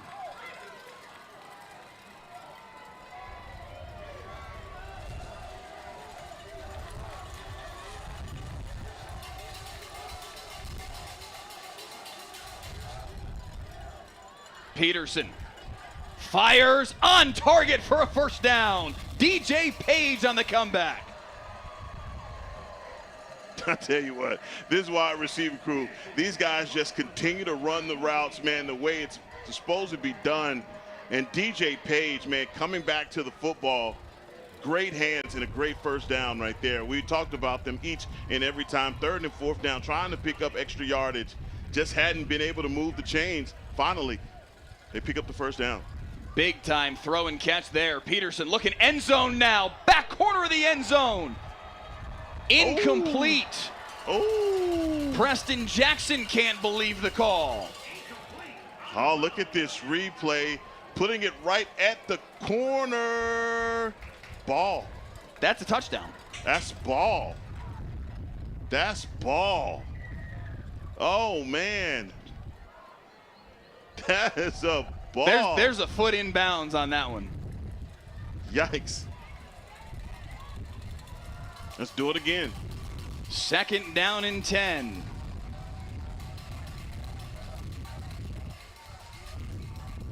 Peterson going to keep it himself. Lowers his shoulder and picks up 6. I don't blame him.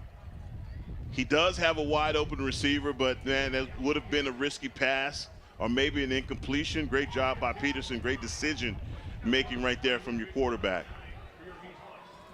Man. Officially a gain of 5. It'll be 3rd and 5.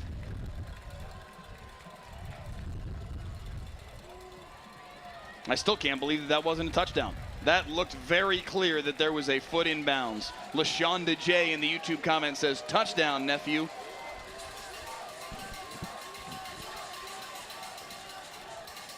Osborne. Man, he is tough to get down. Wrestled down after a pickup of 3. It's going to be 4th and 2. No, it's just obviously just picking up the gritty yardage, and his offensive linemen, man, they got to help this guy out a little bit more than that. He is doing it all by himself right now. They'll say officially 4th and 3. They've got to get to the 8-yard line to move the chains. They connected on a 4th and 14 earlier in the drive. Can they convert again? Twice tonight they've had drives end on 4th downs deep in Hawks territory. Peterson, end zone shot, incomplete. Another turnover on downs for Forney. And this is just one of those games, both of these teams competing so hard for points here with 4 minutes, 32 seconds left in the first half. Man, this is back and forth. This is a absolute roller coaster of a game in this first half. I'm telling you what, the Hawks have got to feel good about drawing first blood and getting those points up on the board, because right now, the Jackrabbits having a hard time getting points up.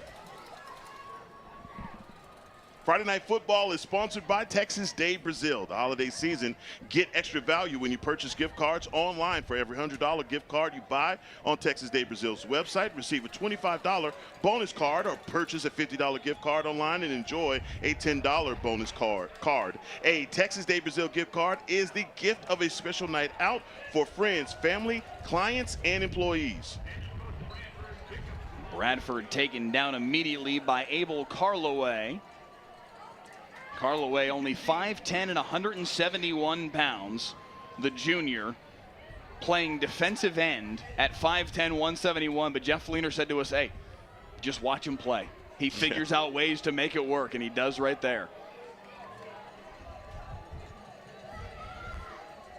2nd and 9. Neal. Deep ball. Wide open, and he overshot him.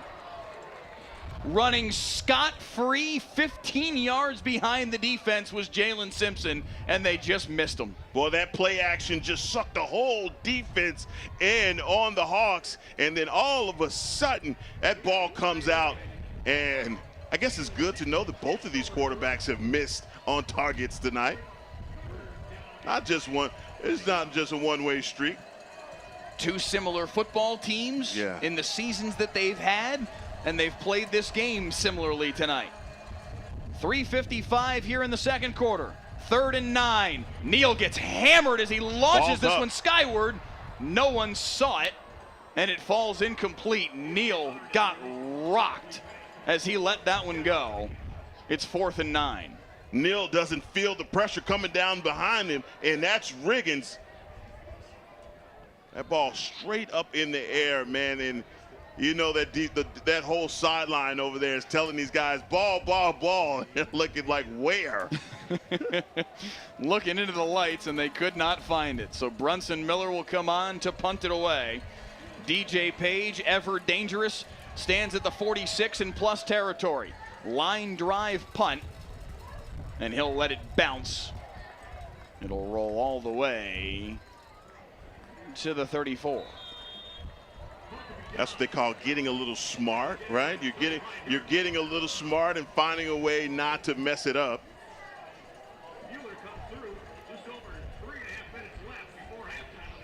Stay tuned for the Friday Night Football halftime show, sponsored by Golden Chick. Golden Chick is the perfect post-game destination. Come in and see why we say it's one taste and you're golden at Golden Chick.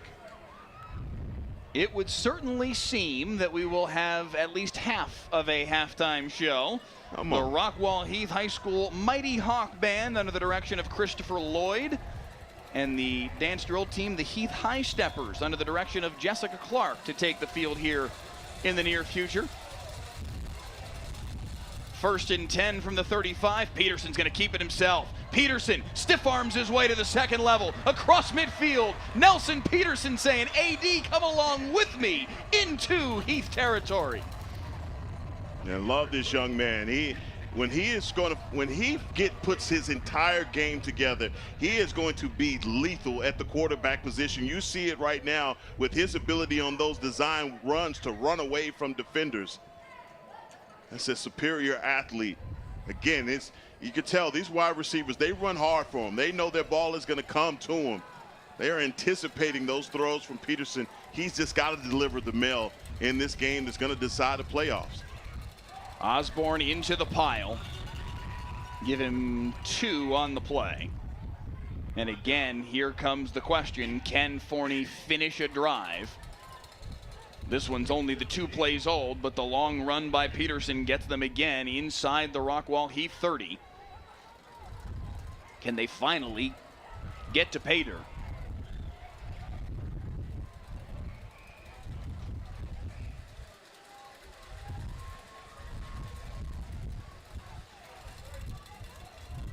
Osborne following blockers to the right side. He's got the first down and then some. Osborne hops his way inside the 5. Javian Osborne scores. What a run from the junior, the 4-star, the top 5 running back in the class of 26. Oh my, what a run from Javian Osborne. Talk about this special talent. You got a one-handed running back down here, but his legs work just fine. Hitting the Jake break right there. 2 guys go out of bounds. That is special. That is one for the highlight reel, Mr. Javian Osborne. Touchdown, Forney. Game tied. 7-7 with 2:42 to play here in the first half. Clay Marshall, let us see that one more time. Javian Osborne leaving the entire Rockwall-Heath Hawks defense in his wake. You got to see these 2 defenders falling out of bounds trying to tackle him. It happens right about here. Oh man, that is so pretty. That's so pretty. Oh man, that's good stuff. And in a do-or-die season finale between Forney and Rockwall-Heath, tied up once again. Talk about that club, that hand looking more like the hand for the Infinity Stones. I don't know what stone would have just fell right there, but boy, I tell you what, that is collecting jewels out here for Javian Osborne. They have been trying to get this guy to open field. It looked like the Hawks defense had figured something out. They come out and they make an adjustment. They come with a package that kind of tightened down in a trips formation in that one. But again, finding a way to get this guy into open spaces is what they have to do if they're going to have some success. Finally, they're able to get into plus territory, but also get pay dirt. On the return here for Rockwall-Heath, it's Jalen Rochelle out to the 31-yard line. Heath does have 2 timeouts remaining and 2:36 to work with as their offense makes their way back out on the football field. So earlier in that last time on offense for Heath, they missed a wide receiver. Let's see if they come back to a 2:36 left here. I think they would feel better if they're able to get some scores, because it feels like the Jackrabbits defense figured something out also. They'll give it to Bradford here up the middle. He's already got the 1 long touchdown run. This one, he hops his way out across the 45, and a great start to the possession for Rockwall-Heath. Give him 16 on the carry. Boy, and look at these big bodies moving up front. Boy, they got some guys that are putting it on them. Anthony Lara, from his guard position, just moving bodies.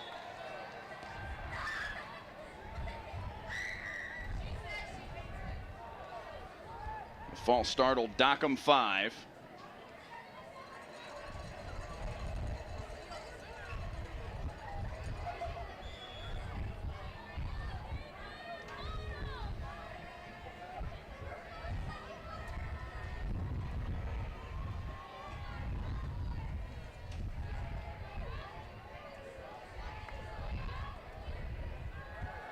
Dutka fires deep, has a man, it's Gary, and he hauls it in, falling down at the 27.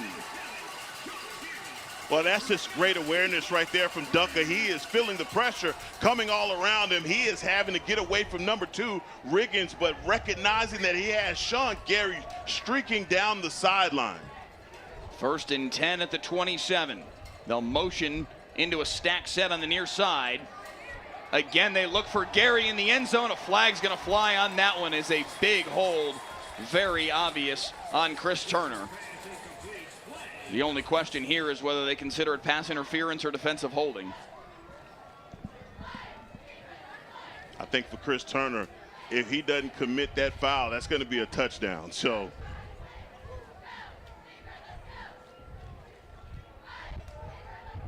waiting on the signal here from Nat Maxson. Based on how they're spotting this, I think it's going to be ruled pass interference rather than defensive holding, because they're stacking this like it's a half the distance to the goal penalty, and it is indeed pass interference. From the 27 to the 13.5, 1st and 10 for Rockwall-Heath. Talk about putting points on the board before halftime. Exactly 1 minute after Javian Osborne scored with 2:42 left in the first half. Here goes Bradford running to the second level. Ashton Bradford sets up 1st and goal. Boy, this kid Ashton Bradford, he said, look, you guys are talking about the infinity stones of the other guy, Osborne, over there. You better look at my hand over here. I ain't putting in work for real. He'll get the carry again, and he'll score for the 2nd time tonight. That is tough running right there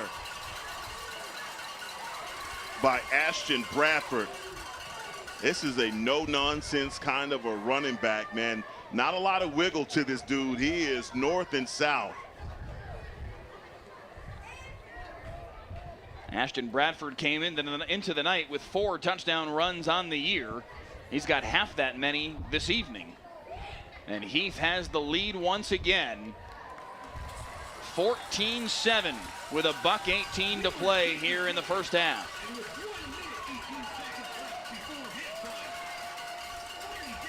Love the answer right there from the Hawks. They find a way to respond when imminently it looks like the Jackrabbits have found something on their offense that's starting to work. Still plenty of time, 1:18.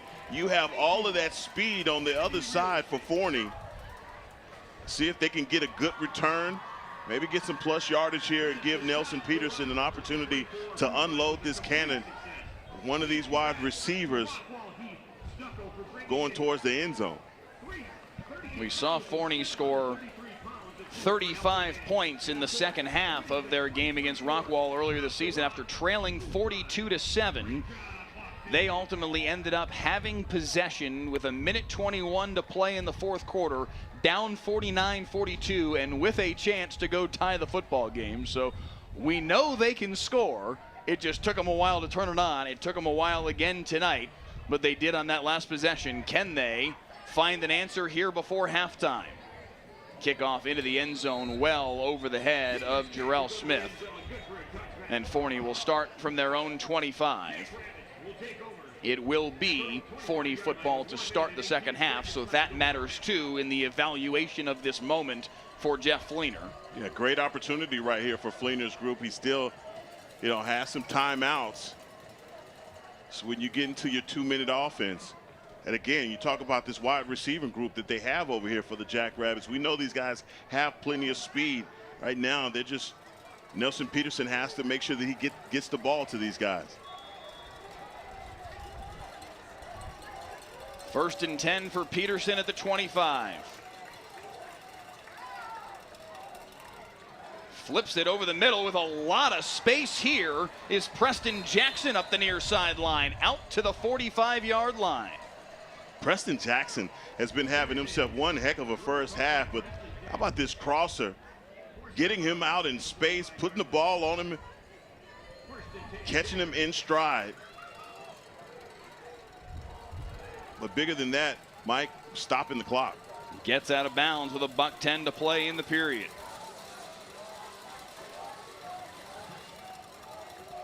Quick throw, dropped by Calvin Smith.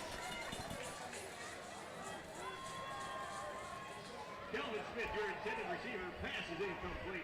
Second down and 10 for the Jackrabbits.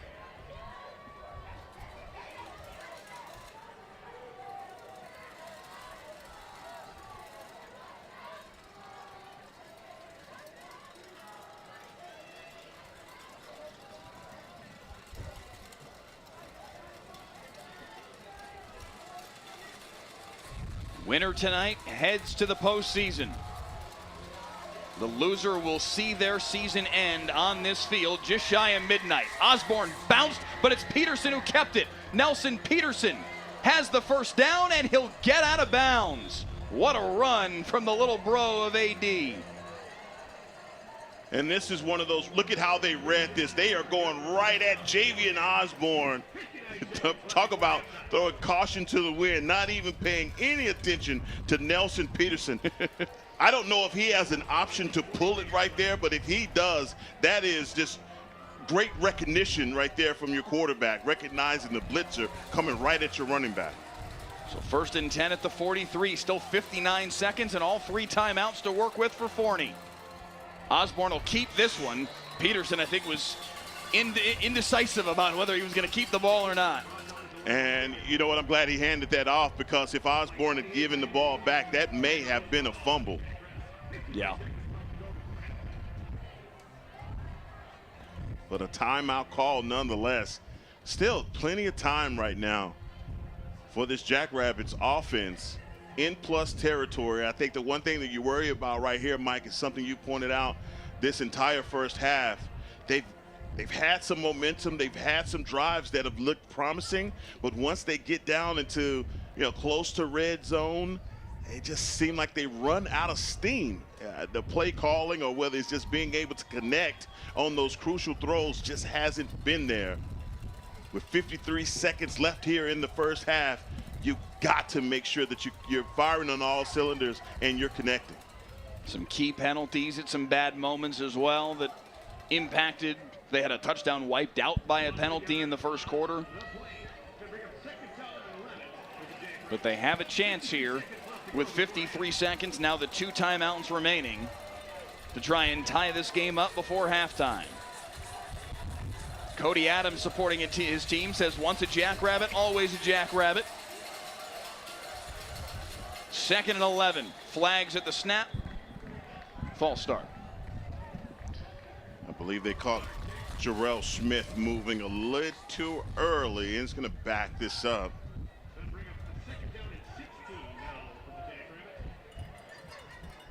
Second and 16, adding a little bit of more of a degree of difficulty. I want to see if the Hawks bring some pressure right now on Nelson Peterson. They're saying to reset the clock to 53 seconds.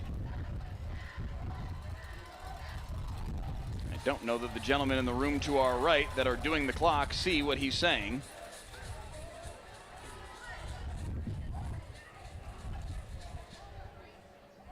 .53 is what they're looking for.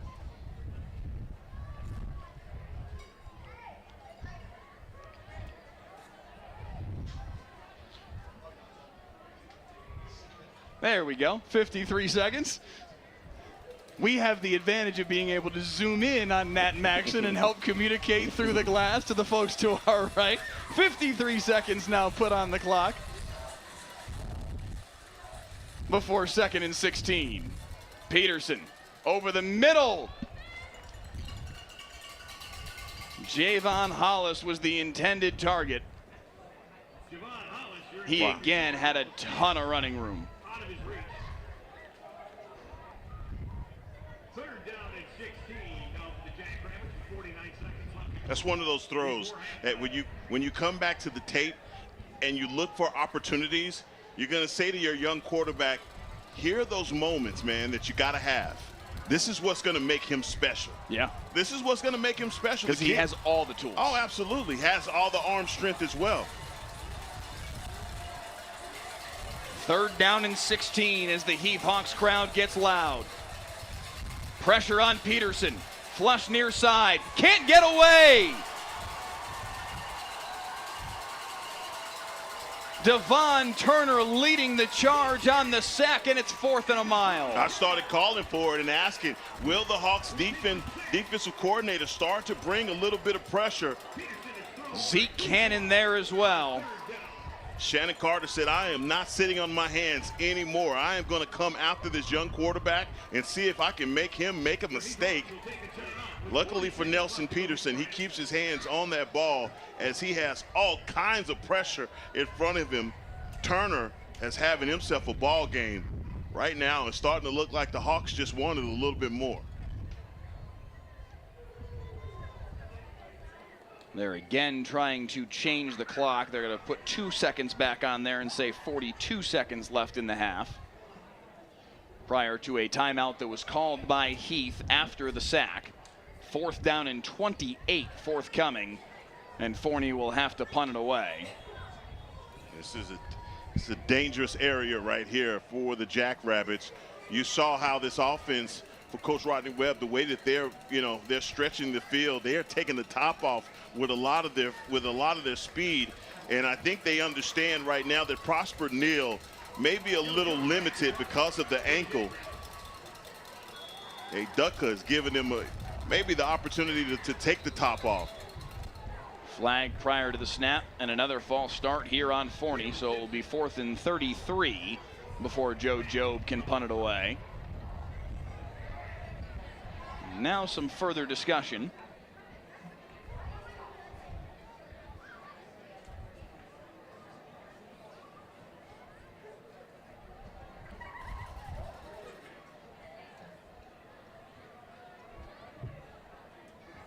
We'll say delay of game against the Rockwall-Heath punt coverage team. You didn't get the... It wasn't the blindside block. I wonder if it's the same disconcerting signals we saw a night ago. 4th and 23 now as the 5-yard penalty goes the other direction. And Jobe lost the football. Scooped up, still loose. And Heath will take over at the 28-yard line as Jobe couldn't hang on to the punt snap. Heath is going to have a chance here with 36 seconds. How strange is that? I think you have a great snap, and ball just slips right out of his hands. As he was going to punt the football, he had caught it clean and went to drop it and dropped it too soon. Oh, man. So it's going to be Heath football at the 33 in Forney territory. They've got just the 1 timeout remaining, but 36 seconds to work with here. Oh, man. Oh, talking about what you could not have happen. Jobe drops the ball. Just, what a strange play.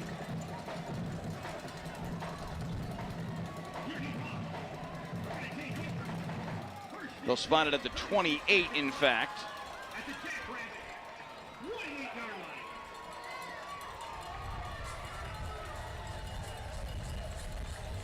So 1st and 10 for Landon Dutka with Bradford to his right from the 28-yard line in Forney territory.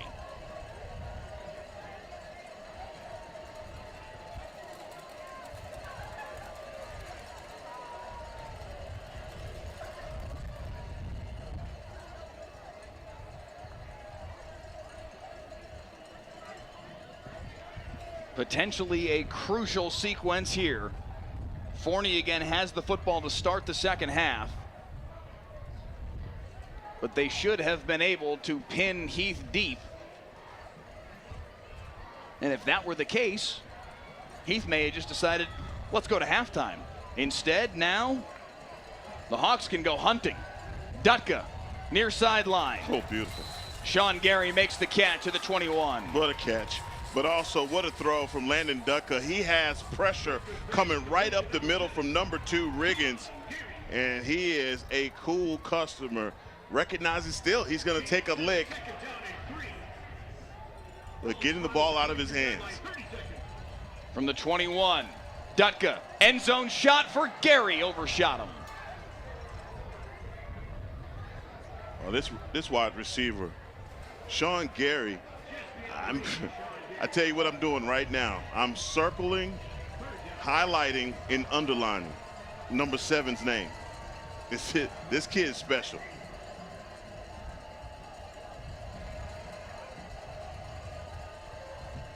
Will they go back to him on 3rd and 4?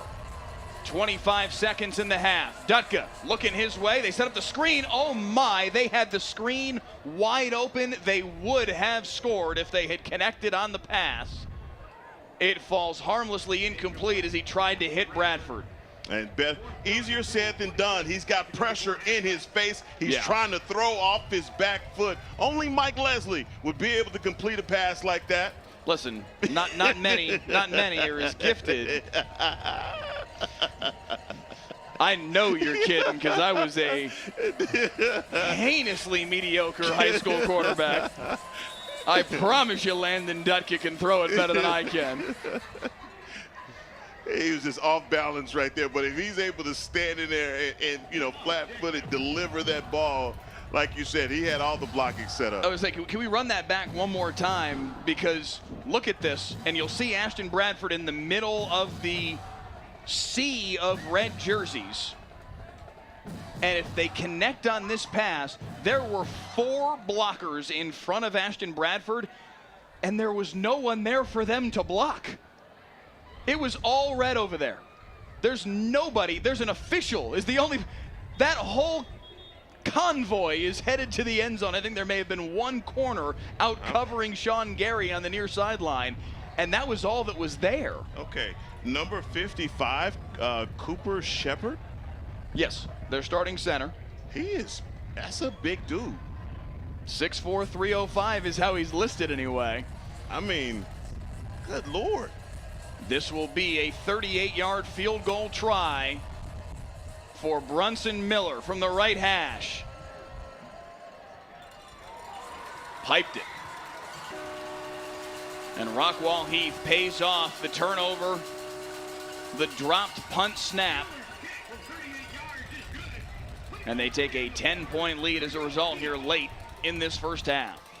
Hey, you can't cry about missed opportunities, but they might come back to that missed screen right there and say, guys, we absolutely had them. We used their aggressiveness against them. They were bringing a ton of pressure at Dutka. Great play call there by Coach Webb and Cody Moore, but they missed it. 17-7 Rockwall-Heath. These two teams tied for the 4th playoff spot in District 10-6A. Longview will likely win the district. Rockwall and North Forney playing tonight as well for 2nd place in the district. Winner will be the 2nd place team. Loser will be 3rd place. Unless Rockwall loses and Heath wins tonight, in which case Heath would toggle into that 3rd spot in the standings and Rockwall would drop to 4th. A lot to sort out still in this district on the final night of the regular season. DJ Page, this one bounds into the end zone for a touchback. He didn't possess the football within the field of play. It did bounce off of his hands, but no, that is not a safety. Yeah, great discipline there by the Hawks kickoff team, because you're used to guys not under the old rules, thinking that that's a live ball.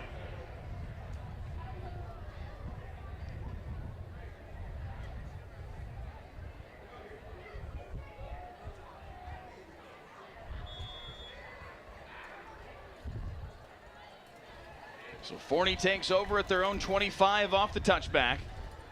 They have just the one timeout and only 14 seconds to work with, so we'll see if they try to make anything of this or not. Jarrell Smith is going to say, hey, jump on my back and let's go for 14 on the first play of the possession. Clock will stop for a moment here for them to set the sticks. They don't have to snap it again if they don't want to, and they will not. No, beg your pardon. Jeff Fleener's going to call that final timeout. Maybe thinking of trying to make something big happen here right before half. Just we have seen how strong the arm of Nelson Peterson is. Yeah.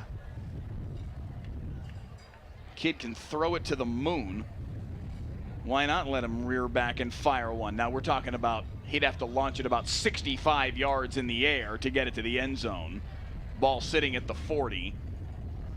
Well, these safeties are going to be all the way back to the moon. Oh, they're playing it honest.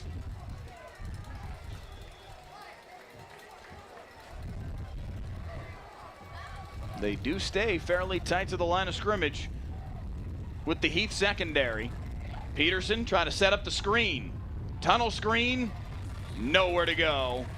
DJ Page tackled at the 45, and that'll bring the first half to a close. 17-7, Rockwall-Heath with the lead. Heckma at halftime. No, this has been a phenomenal first half. I think when I'm looking at the Jackrabbits right now, Forney's just missing so many throws, missed opportunities. They've also been the recipient of maybe a few touchdowns that were called incomplete passes as well. But either way, man, you can't cry about those things. You got to continue to come out and compete.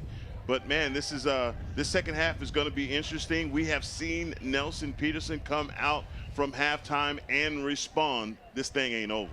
17-7 at the break. The halftime show after this on Friday Night Football.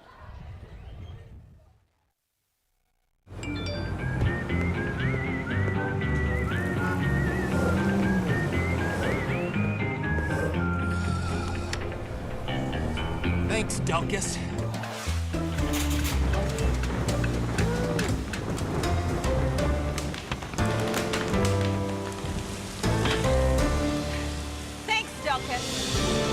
Possibly the most loved and hated man in North Texas. Whatever the weather brings, we bring the Delkus.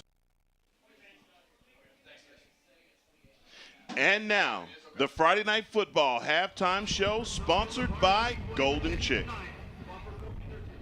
The Forney band is not here. We just got confirmation. So first up at halftime, the Rockwall-Heath High School Mighty Hawk Band under the direction of Christopher Lloyd and Jessica Clark's Heath High Steppers taking the field first.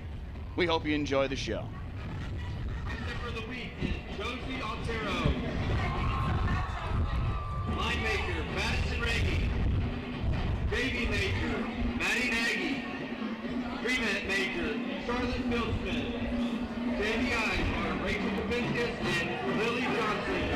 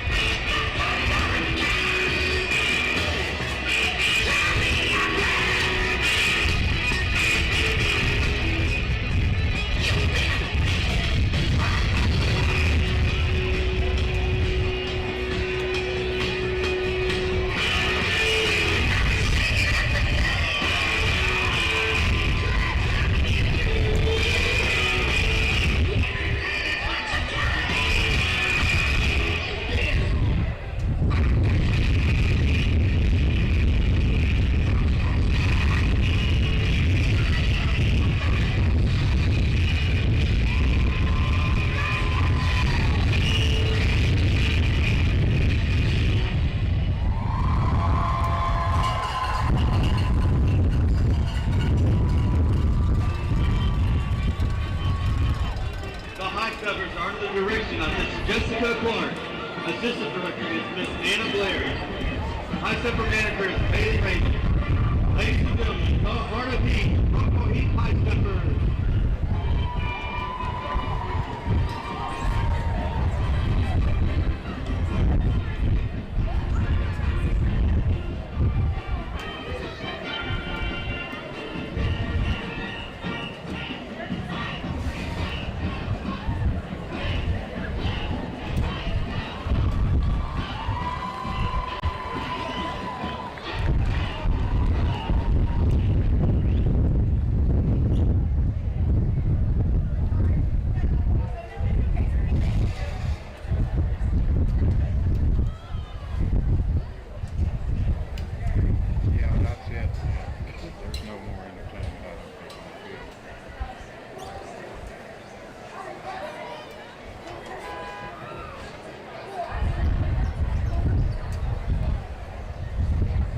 The band never left the field.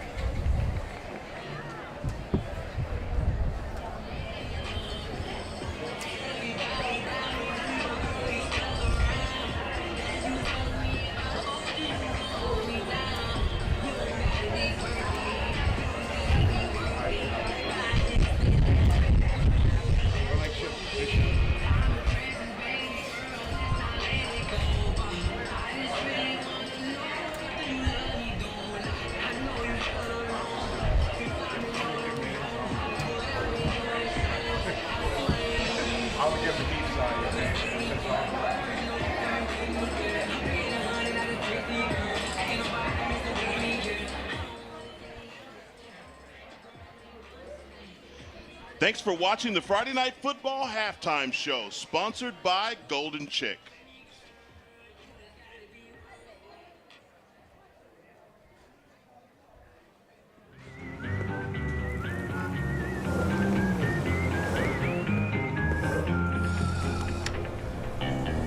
Thanks, Delkus.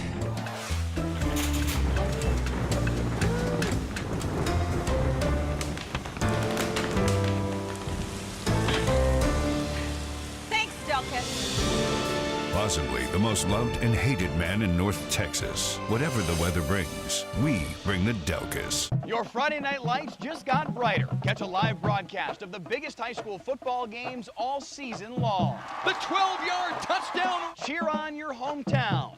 Plus, get the full halftime experience. Don't miss every step, beat, and cheer. Lacey's still on his feet and he'll score. Join me, Mike Leslie, and Heckma Harrison for all the insights, commentary, and all the stats. Stream the broadcast free. Friday Night Football on WFAA+. WFAA has a legacy of changing the system. Most recently, we did a story on ankle monitors and how they don't work, and how criminals are committing crimes with ankle monitors. And yeah, there's legislative change coming. Our 2-year investigation caught the attention of state representatives. Now, it's a crime to cut off ankle monitors. I want people to see things that we need to hold people accountable for.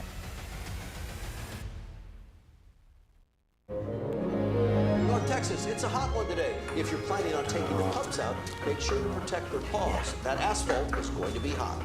Thanks, Delkus.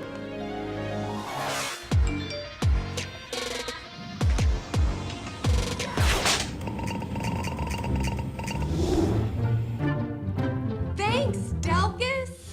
Possibly the most loved and hated man in North Texas. Whatever the weather brings, we bring the Delkus.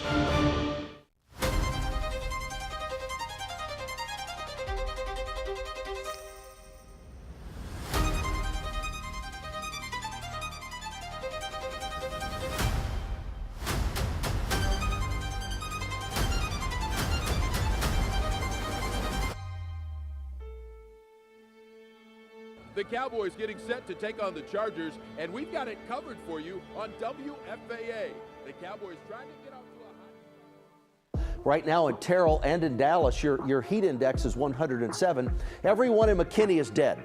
It's hot in McKinney. We'll fix that probably. Possibly the most loved and hated man in North Texas. Whatever the weather brings, we bring the Delkus.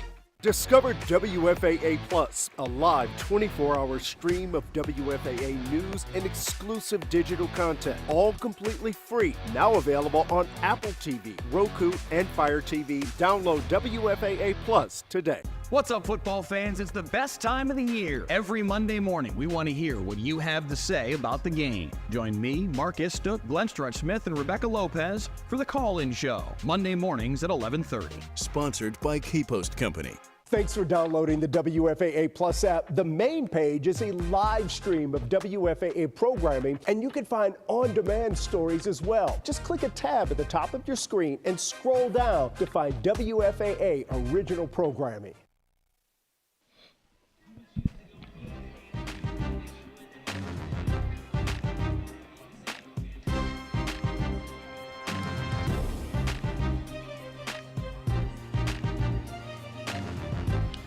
As we bring you back inside the broadcast booth here on Friday Night Football, Mike Leslie, Heckma Harrison back with you. Halftime here at Wilkerson Sanders Stadium.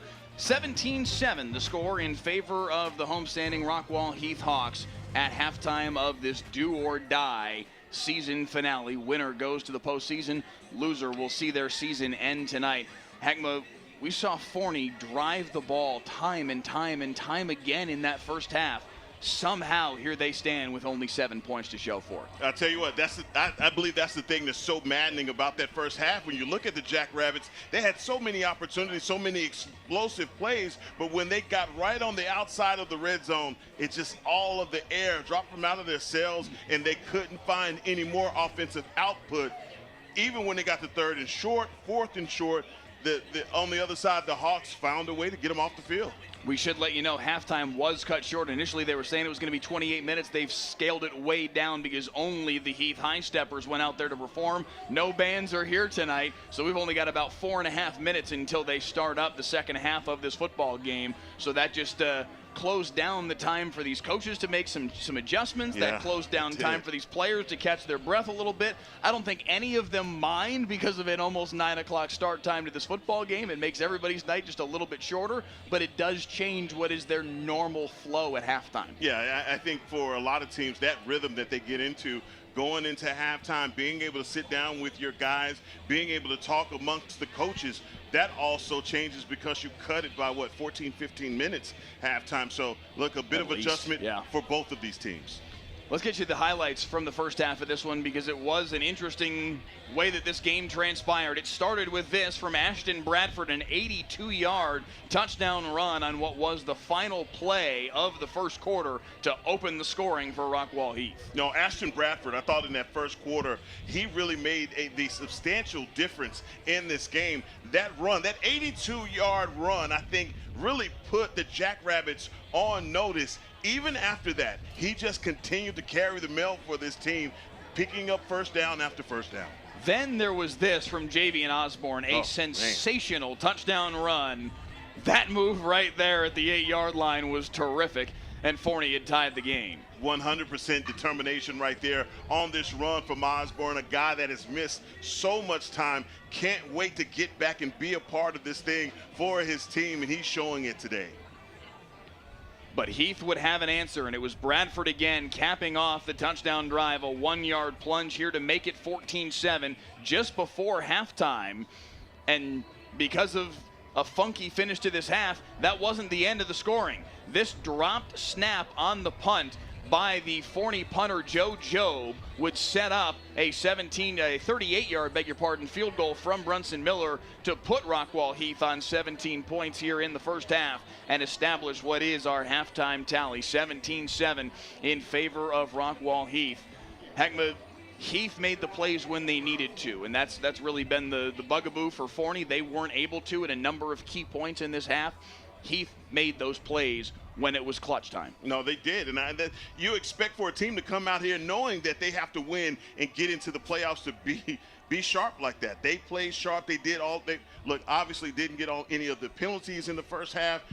When they needed to make the first downs, they got their first downs, completing passes. Even when they traded in between these two quarterbacks, both of them found success. I think in the second half, they just got to continue to play clean, not make any self-inflicted mistakes, but also just continue to run the ball behind Ashton Bradford, because he is the one that's melting out the clock and doing all the special work for you. We saw Forney make a comeback against Rockwall 3 weeks ago from way behind, 42-7 down. We'll see if they have a second half comeback in them tonight as well, because they need to if they want to go to the postseason. Second half here on Friday Night Football coming your way right after this.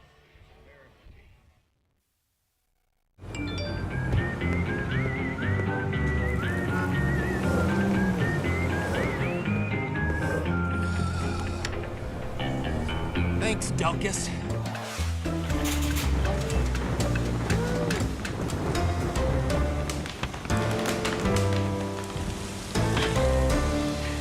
Thanks, Delkus. Possibly the most loved and hated man in North Texas. Whatever the weather brings, we bring the Delkus. Your Friday night lights just got brighter. Catch a live broadcast of the biggest high school football games all season long. The 12-yard touchdown. Cheer on your hometown. Plus, get the full halftime experience. Don't miss every step, beat, and cheer. Lacey's still on his feet and he'll score. Join me, Mike Leslie, and Heckma Harrison for all the insights, commentary, and all the stats. Stream the broadcast free. Friday Night Football on WFAA+. WFAA has a legacy of changing the system. Most recently, we did a story on ankle monitors and how they don't work, and how criminals are committing crimes with ankle monitors. And yeah, there's legislative change coming. Our 2-year investigation caught the attention of state representatives. Now, it's a crime to cut off ankle monitors. I want people to see things that we need to hold people accountable for.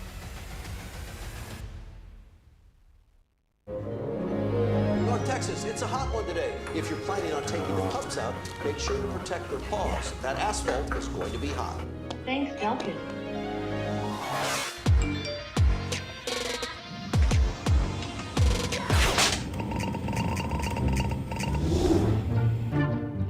Thanks, Delkus. Possibly the most loved and hated man in North Texas. Whatever the weather brings, we bring the Delkus.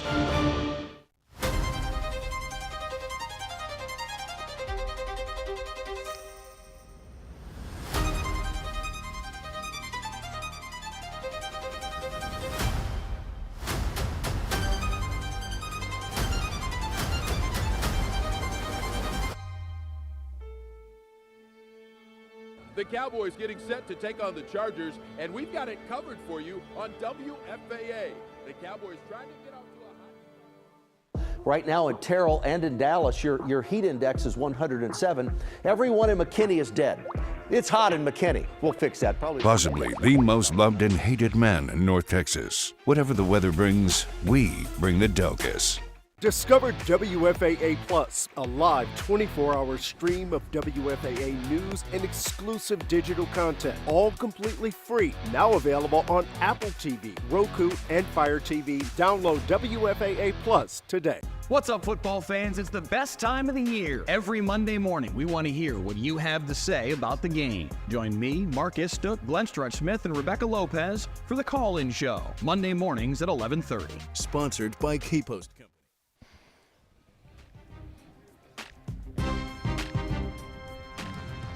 Back on Friday Night Football, second half moments away here from Wilkerson Sanders Stadium in Rockwall. The Heath Hawks on your screen, leading at halftime, 17-7 our tally. Forney will have the football first, Heckma, and they need to drive the football again, but we saw them do that quite a bit in that first half. They need to cap one off finally. Yeah, I'm putting this on Nelson Peterson.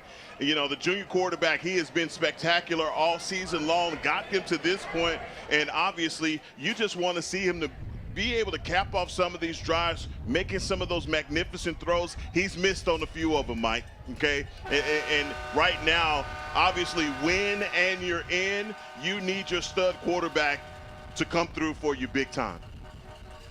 Rockwall-Heath taking the field. Forney as well. Second half on deck here on Friday Night Football.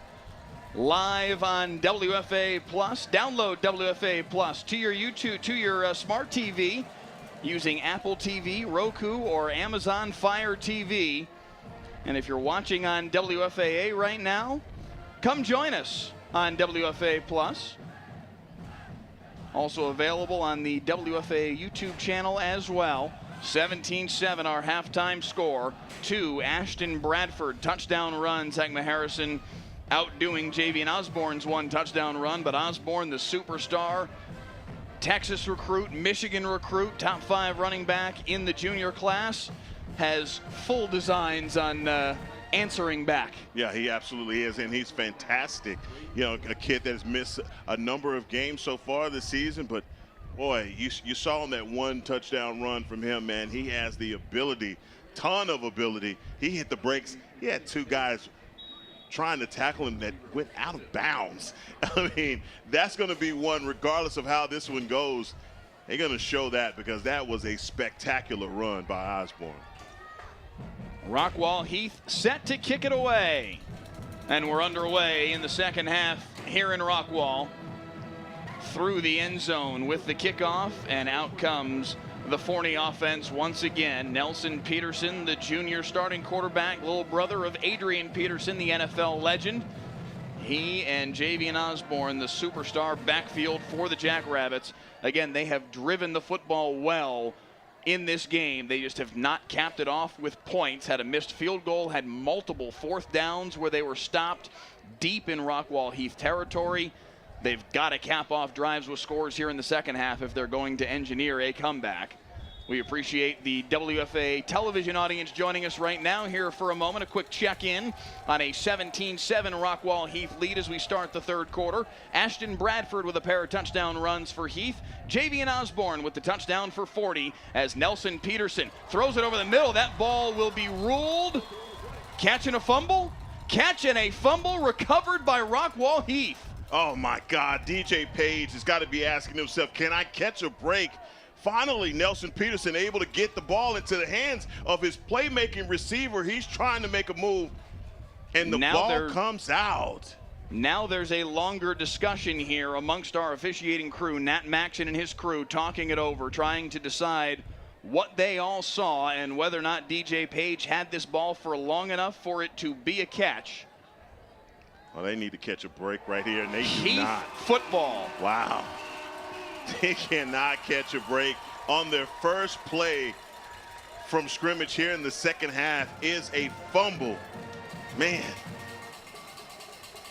I was just about to mention, you talk about the touchdown that wasn't, the field goal that you have an offsides penalty, and then you back it up 5 yards, and then it's no good. You might be looking at a game that's all tied up here to start the second half. Yeah. And now you open up things with the fumble. So Heath will take over at the 43 in Forney territory. And here goes Ashton Bradford. Held on to strongly in the middle of all of that by Kelvin Riggins. Some comments in the YouTube feed saying he was down. I don't think he was ever down. It was a question of whether or not he had the ball for long enough to be considered a catch and a fumble. We'll try and find a moment where we can maybe circle back to that replay here in the not too distant future. Meanwhile, 2nd down and 6.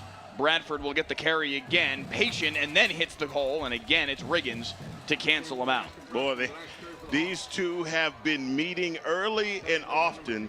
Ashton Bradford and Kelvin Riggins. That is a collision. Tell you what, as I watch the replay back, they may have a point about his knee possibly being down before that ball squirted free. They're not having the benefit of replay. You're just, trusting the eyes of your referees, and they get together and they think they have the call corrected. To be fair, the knee down was a split second. We'll have to pull that replay back up here and when we have an opportunity to. Bradford again gets the carry, surges forward for 5 more. Kenneth Flagger in the YouTube comments saying that it should have been incomplete. I agree. That was a tough break right there for the Jackrabbits, but needless to say, They've got to get a stop right now. They cannot afford to fall into a big hole again on this field, just like they did earlier this year. That throw is too deep. Jackson Tra, the intended target. Oh, Ducka missed a wide open wide receiver. They're finding something over here on the right side of this offense. But just not able to connect. The band's getting into it. Well, the band is getting into it. So the band's here, but they didn't perform at halftime? Yeah. I'm puzzled. It's all a part of the plan. Shorten halftime. 3rd and 6. I do not mind shortening halftime. Dutka firing end zone too deep. Looking for Tra once again, and it's 4th and 6. Well, this offensive line right now for the Hawks, I am loving. If you love trench warfare, you watch these guys down low. They have been making pancakes all game long.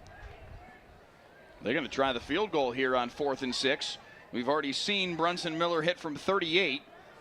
This would be from 45, just inside the right hash. Now they scoot the block forward a little bit, call it 44. He must have hurt you. You say, you know what? I want that yard. I want that yard. Flag on the snap. Oh! Kick was blocked by DJ Page. A false start, though, on Rockwall-Heath may cause Rodney Webb to rethink this, because now you're talking about 49 yards. Back this up a little bit more. Webb doesn't blink. Not sending anyone on. This is okay.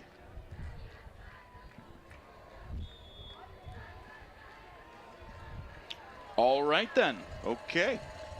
Out of the hold of Jackson Tra, Brunson Miller from 49, just inside the right hash. Not blocked this time, on a line. Are you kidding me? On target. What? Brunson Miller from 49, and it's 20-7 Rockwall-Heath. Whoa, wait a minute, man. That's good money from 49 yards. And that thing had more to go. That would have been good from a good bit farther away. Hey, you got yourself a weapon if you got a guy like that. Let's go back to the fumble on the first play from scrimmage. Forney completing it here over the middle. DJ Page. You see that knee go down. That's what a lot of the folks in the YouTube comments were saying, that the knee was down before the ball came out. I don't think he ever has possession of the ball. See, to me, it's an incomplete pass, because as you watch it back here, that ball's already coming loose before the knee hits the ground. So there's no way you can make the argument that he's down. I see the knee that you're talking about, but the ball's already out. I think that has to be an incomplete pass. Right. No replay, no ability to go back and look at that closer in super slow-mo. So, and again, yeah, a lot easier for us to do that. Here we are 10 minutes after the fact than it is for these officials to try and arbitrate that in the moment. That was nearly another disaster for Forney. Pouncing on it is Calvin Smith after he dropped that kickoff. Man, on the other side for the Jackrabbits, they've got to be asking themselves, what did we do wrong this morning? Did we step on a crack? We split a pole? Like, all the superstitions that are out there, seems like everything is going against them today. They get the ball, first possession, they turn the ball over. Now 9:51, they finally get the ball back. What do they have in store in the second half to get into the playoffs? YouTube comments lighting up. Some folks still saying, knee was down, should have been down. I do think it should have been an incomplete pass.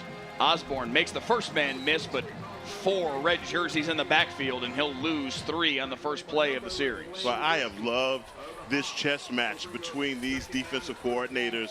They have changed things up completely from one half to another. You see adjustments being made, but it's the penetration that is affecting the run. This offensive line, man, they have their hands full for the Forney Jackrabbits.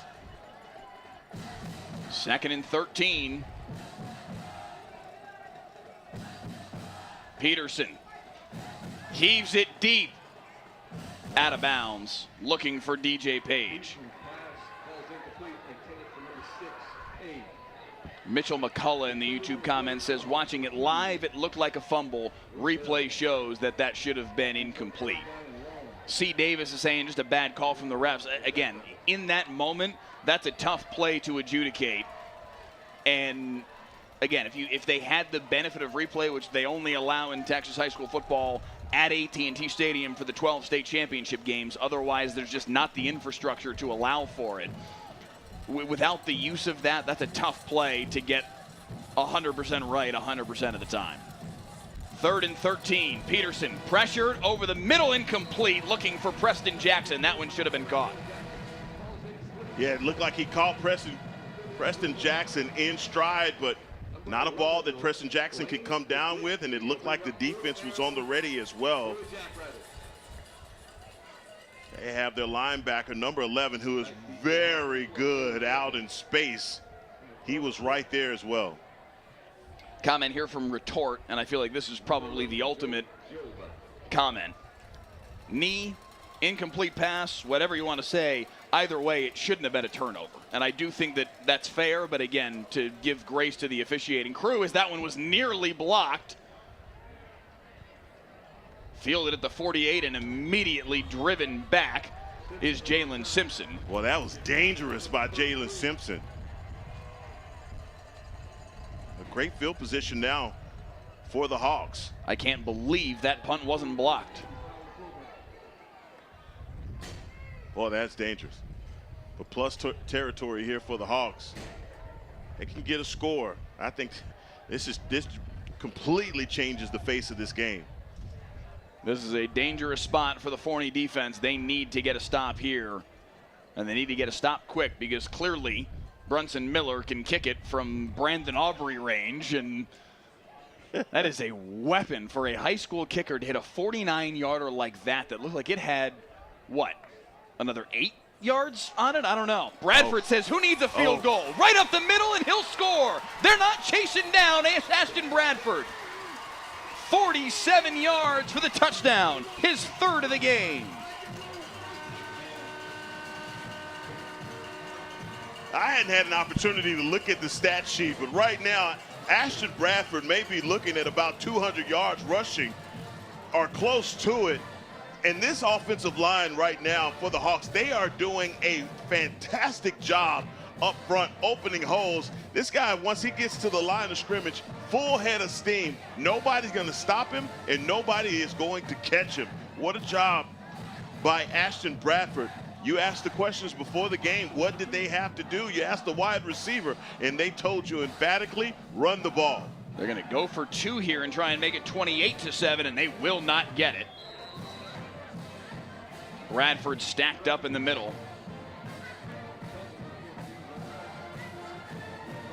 Shout out to Mark Alonzo in the YouTube comments. This is the nature of a game that we picked up on Wednesday at noon. Brunson Mueller is the pronunciation of the kicker's last name for Rockwall-Heath. Thank you, Mark. Ordinarily, we're able to do a phone call with the coaches on like Monday or Tuesday and talk through all those things. That opportunity didn't present itself tonight, so thank you. Brunson Mueller, the name of the kicker for Rockwall-Heath. The name of the guy that commented in the, what's his name? Mark Alonzo. Mark Alonzo. Let me tell you something, Mark Alonzo. We're working on about 5 hours of sleep right now, Mark. Okay, 5 hours of sleep, Mark. Okay, Mark. We have been studying about 6 other teams before we got here. Thank you so much, Mark. But I tell you what, we need a little grace tonight. You know? Hey. Listen, I tried to go with the diplomatic response. No. I'm up around that. No sleep. Okay. I've been studying for Highland Park Midlothian all week. Buddy, who are you telling? Short kickoff here.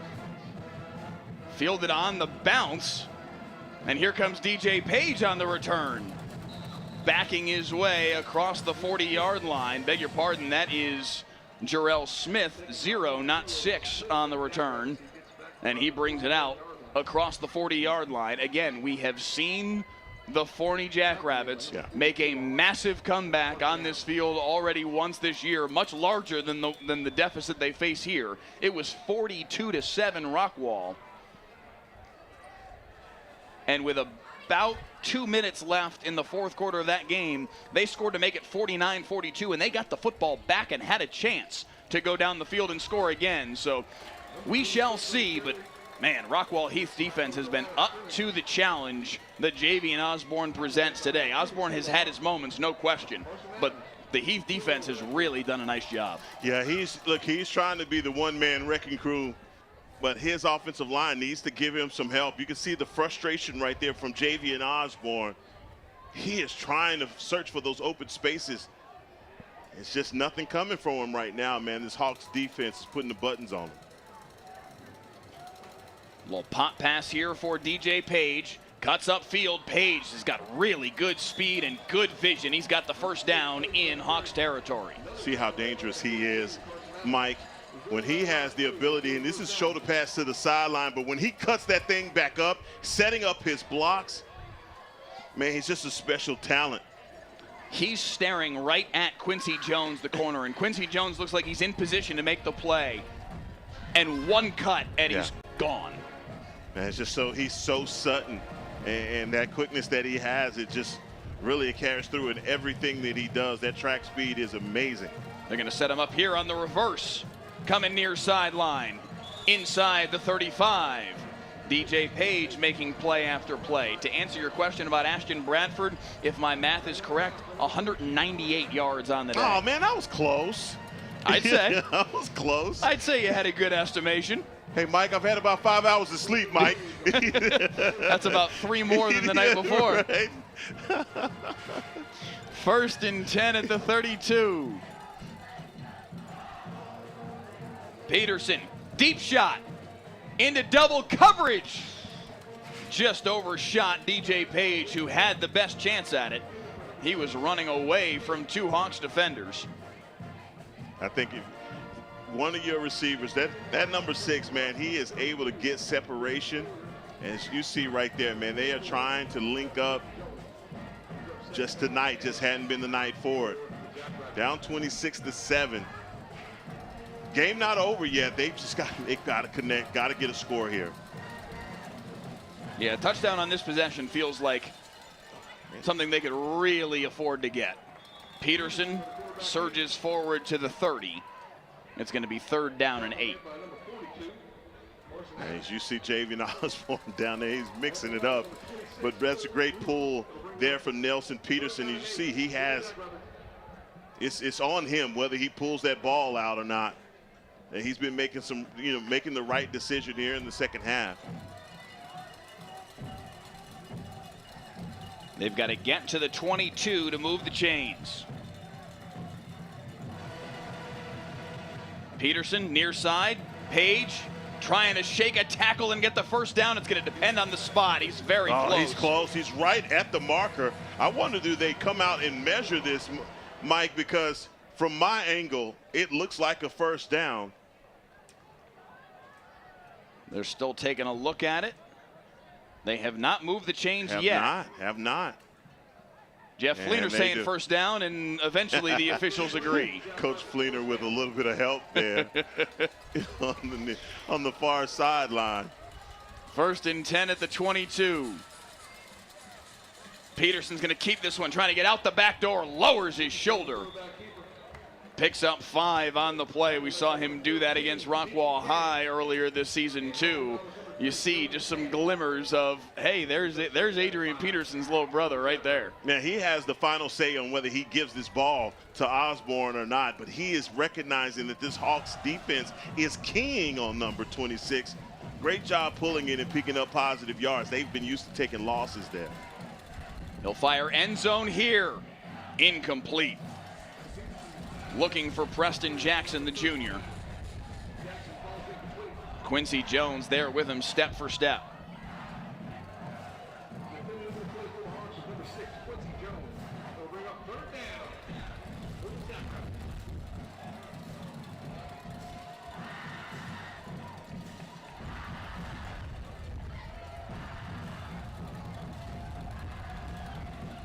Have to get to the 12 for a first down.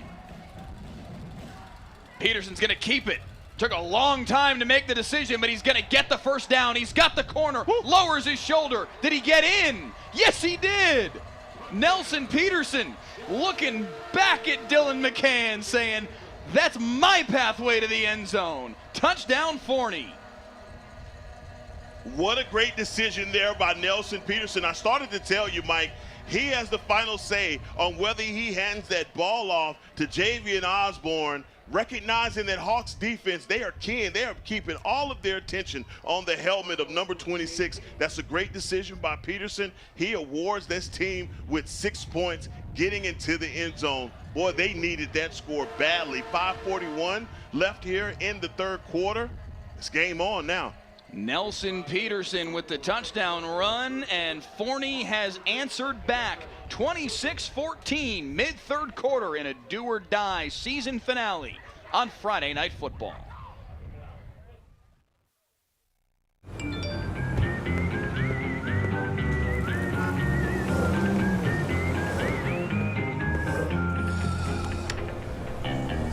Thanks, Delkus.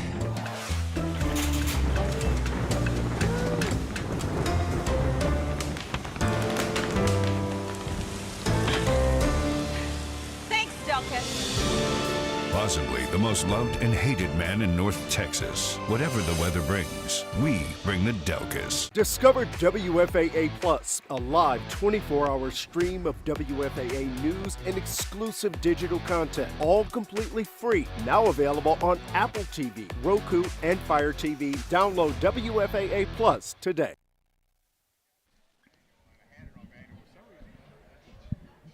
Back on Friday Night Football, 26-14 now the tally in favor of the Rockwall-Heath Hawks. Nelson Peterson scoring from 17 yards out to get the Jackrabbits on the board here in the second half. Short kickoff, dangerous kickoff that's going to check up. That's a live football. Heath does pounce on top of it. Jalen Simpson with the recovery. This is a winner-take-all season finale. Rockwall-Heath and Forney tied in the District 10 6A standings coming into tonight. Both teams 2-3 in district play. Winner gets the final playoff spot. Loser's season ends on this field. That is what's at stake as Rockwall-Heath takes the football back at their own 20-yard line with a 2-possession lead, but certainly still with work to do midway through this third quarter. Well, flags at the snap, and it's going to be 1st and 15. And finally seeing Forney get into the end zone really is one of those things you want to look for, a sign of life right now for the Jackrabbits. This defense, they needed that score badly. Now it's up to these guys to get a stop. And the number one person they got to stop is number 21, Ashton Bradford. 1st and 15 from the 15, and Bradford will get the carry, and at least on that play, the Forney defense does exactly that.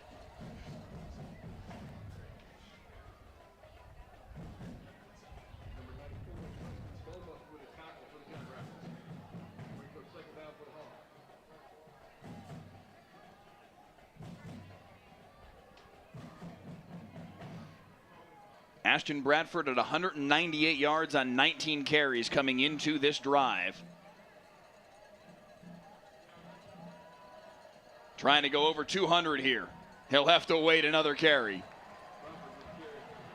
Like I said, sometimes, man, offensively, when you get a score like that, it galvanizes your defense. They recognize it looking at their clock. We got to get some more stops, get the ball back into our offense's hands, see if they can put more points on the board. We can get out of here with the win and the playoff berth. A chance here to get a stop on 3rd and 13.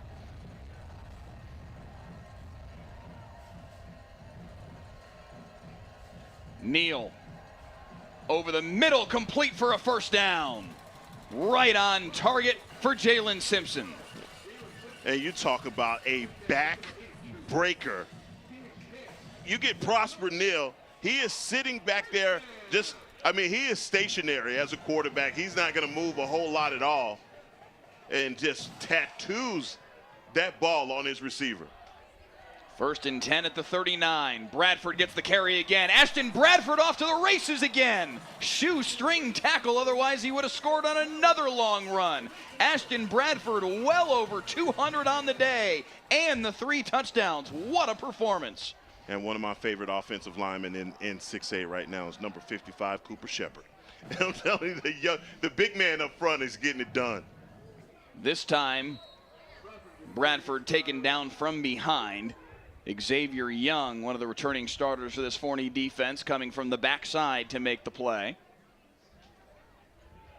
And all of these guys up front, Peyton Marsh, Anthony Lara, Cooper Shepard, Harley Boyd, and Travion Johnson.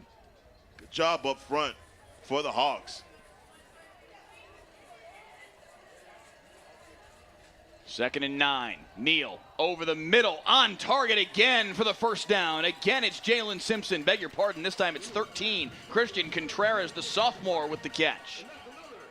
Yeah, Christian Contreras comes into tonight's game, 259 on the season and 3 touchdowns. That was as clutch a catch as he's made all season. Knocking on the door of the red zone. First and 10 right at that 20-yard stripe. Heath looking to answer the Peterson touchdown run. It's Dutka back in there at quarterback. He's going to take off and run with it. Pushed out of bounds at the 14. A little bit of an answer from that previous quarterback sneak. Dutka said, I can go on a design run myself and pick up big yardage. I think when you have one quarterback that's already a little limited, may want to limit those runs for Dutka. Right. Prosper Neal dealing with that high ankle sprain, and we saw it earlier today. The one time he did try and really move on it, he had no real mobility whatsoever. Forney showing pressure.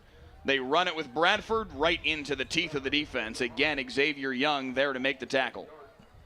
Yeah, on that run from Prosper Neal, it felt like a good idea, but when he tried to push off of that ankle, he's like, I have nothing, and fell to the ground immediately.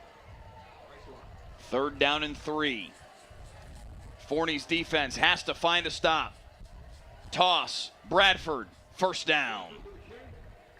They have him a little short, Mike. They do? They do. That is a puzzling spot. It looked like he definitely hopped inside the 10 from my vantage point. They mark him at the 11, and it's 4th and a yard. Yep. Let's say they're keeping it consistent.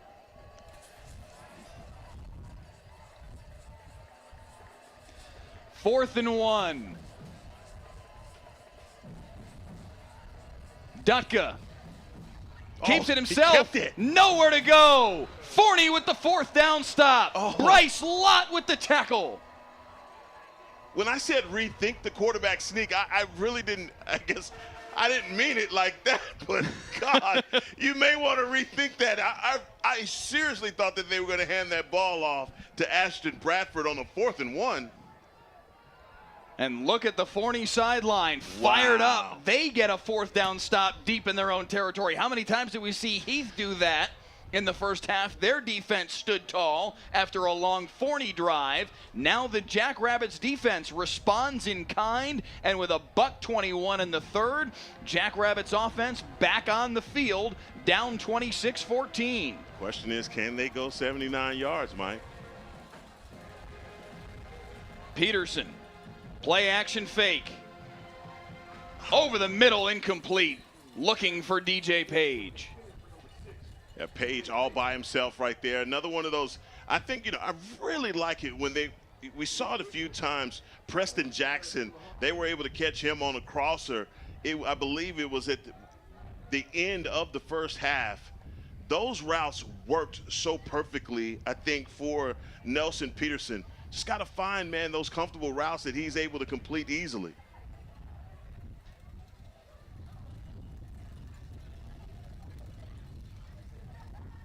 Osborne with a lot of daylight. Javian Osborne off to the races. Javian Osborne trying to run away from everybody. 79 yards. Javian Osborne for the second time today, and it's a 1-score game.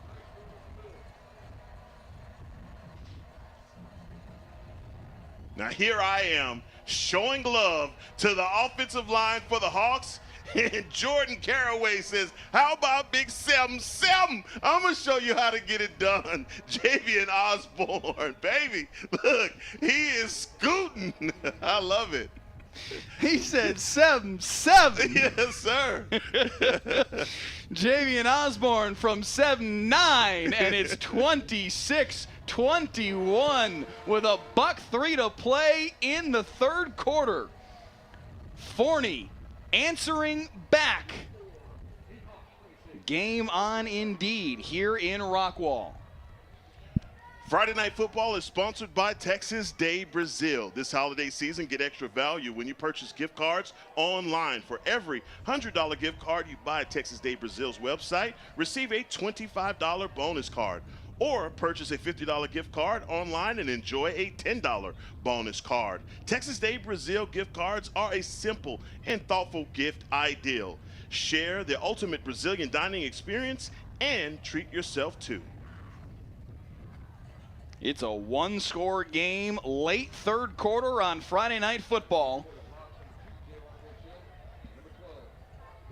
A little Pac-12 after dark, a little District 10-6A after dark here on Friday Night Football. 10:54 at night. I asked when you told me about the start time, do I need to bring my sleeping bag? This is what this thing is starting to feel like.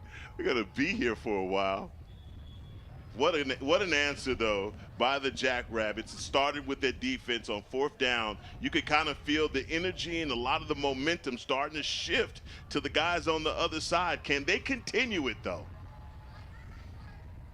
We've seen Forney kick off short a couple times. They do pound this one deep. The last one really twisted up the Heath return team. Now here a chance for Heath on the return, trying to break the corner, and he will not. Running backward was Jalen Rochelle, and eventually Forney made him pay for it. Jordan Spurgeon with the tackle. Yeah, going the wrong way. But let's see which quarterback they come out with. They've had a lot of luck. I think Dutka right now seems to be able to be, he's the guy that's able to get his legs into the throw. Although he's missed on a few, I'd go right back to number 7, Sean Gary.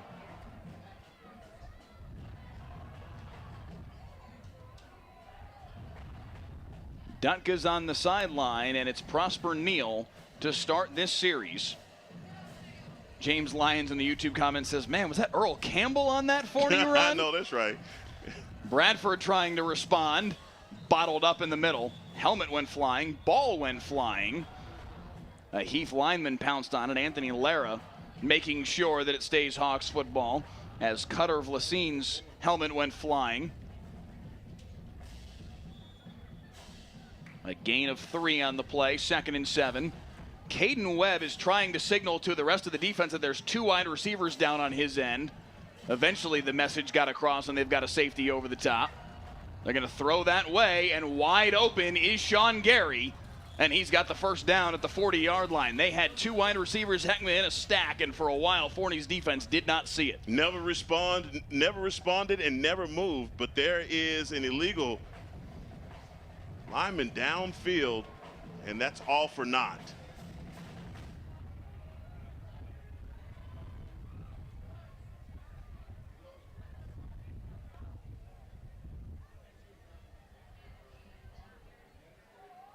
An eligible man downfield indeed is the signal from Nat Maxon.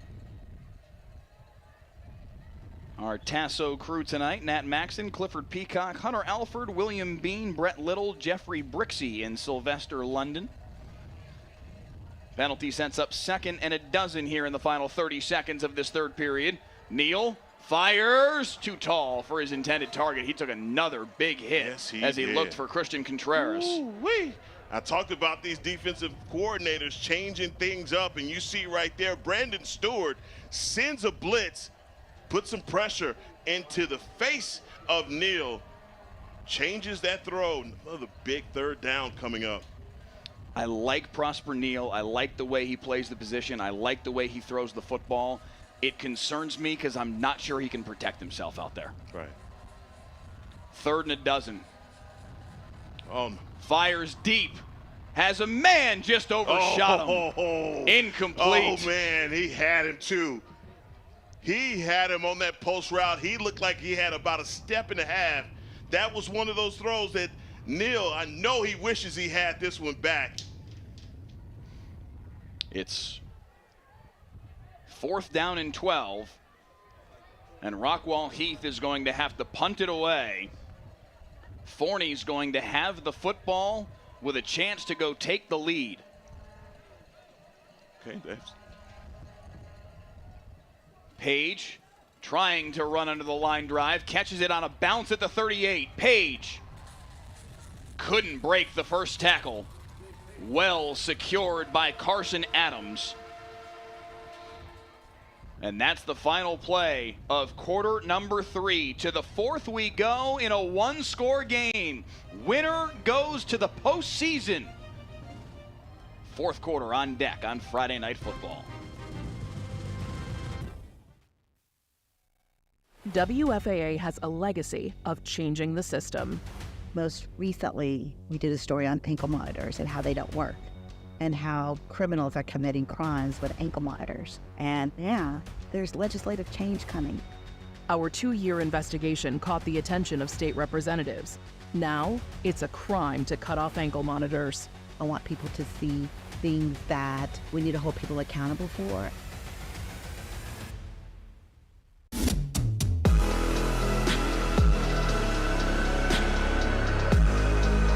Stay tuned after the game as we unveil our Texas Day Brazil on fire player of the game.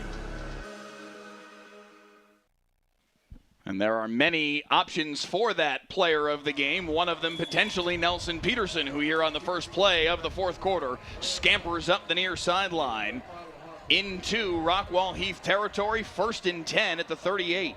Yeah, loving to see the confidence now with Nelson Peterson. You're seeing him emerge in this running game as well. This defense and some of the changes and adjustments that the Hawks defense made, keying in and trying to get stops on Osborne. Nelson Peterson taking things into his own hands. Peterson hands this time to Jarrell Smith, who's smothered right at the line of scrimmage. Yeah, and you saw right there on that play, the Hawks are like, look, we understand that you're pulling this ball, so what we're going to do is we're going to send a defender to make sure that you really mean what you're saying, okay? And Peterson's like, look, I don't have the ball, so you don't have to tackle me.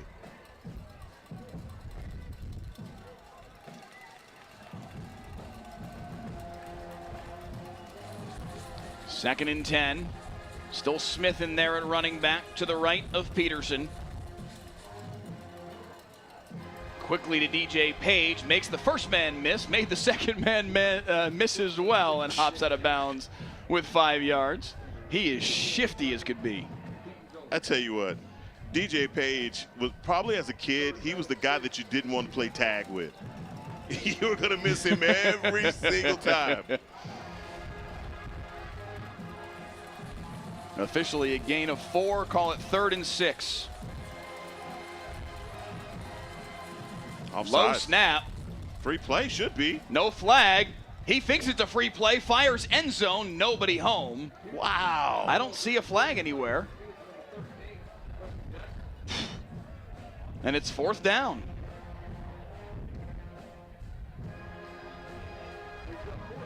Maybe he didn't fully get offside. 14 for Rockwall-Heath. Zeke Cannon was very close. Maybe he didn't actually break the neutral zone. No flag, and it's 4th and 6.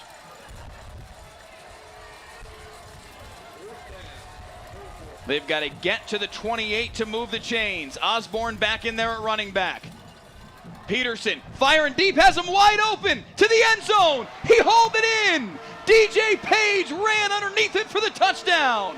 Forney with the lead.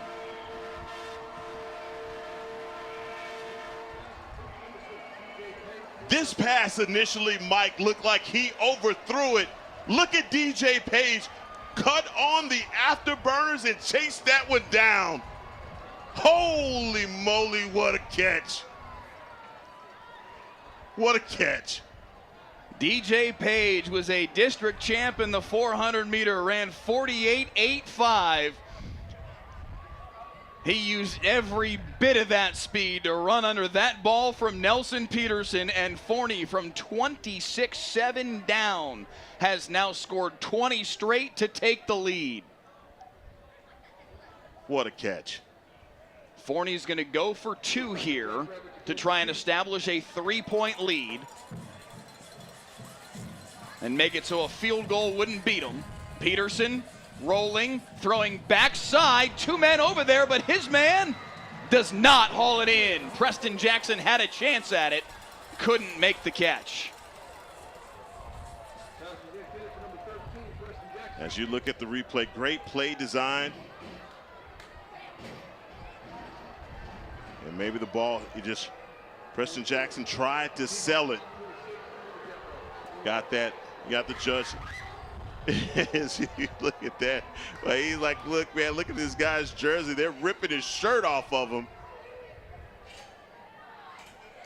Jeff Fleener pleading his case on the far sideline that should have been a hold. I don't think he's pleading his case at all. I think he's just giving a piece of his mind. There's probably some of that too. And you see the jersey right there. Preston Jackson's jersey. It was off his shoulder pad. Absolutely. Yeah. That's one of those, I know I'm beaten, I got to grab you.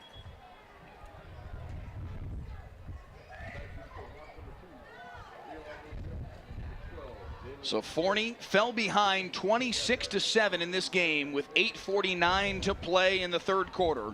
Nelson Peterson's touchdown run with 5:41 in the third started this comeback, and they've now scored 3 touchdowns in a little under 7 minutes worth of game time to roar back and take the lead. 27-26 with 10:53 to play in the fourth. Vincent Hart to kick it away. Good kickoff to the corner. Wow. A touchback. Yeah, great angle there by Vincent. And now this Jackrabbits defense, can they get a stop?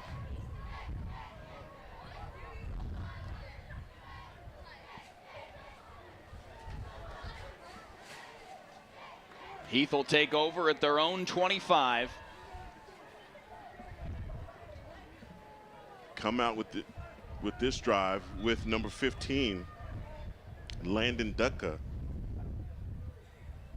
Dutka and Neal continue to work in this timeshare. Jeff Fleener on the far side in the yellow jacket. You can see him at the 29-yard line trying to hype up the Forney crowd as the handoff goes to Bradford. Bradford trying to keep his feet, stumbles forward to the 31. I mean, he is stumbling for 7 yards. In this offensive line, man, just doing their job and making sure they can open up those big holes and right like in Rodney Webb fashion, right back to the line of scrimmage. Again, it's Bradford squirting through. Bradford makes a man miss across midfield. Bradford with a convoy in front, chased down from behind. Xavier Young making the tackle. And they are wearing this Jackrabbits defense out. Look like a counter coming across the other side. They run it back, not expecting the ball handoff. And Ashton Bradford again, man, breaking away. That should give him more than 200 yards now. Deep ball, end zone, good adjustment. Touchdown, Rockwall-Heath. Sean Gary hauls it in, and Heath seesaws back in front.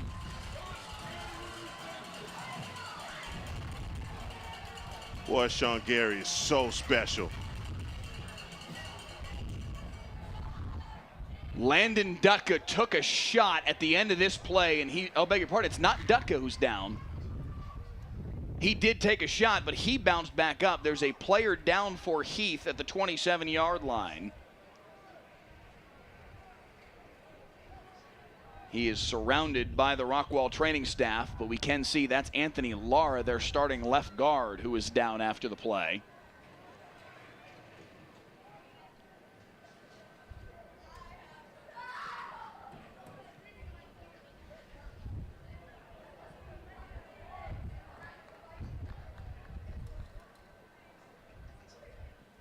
Yeah, I don't think Anthony Lara has been a big part of the success they've been having up front. Boy, that would be a tremendous loss for them.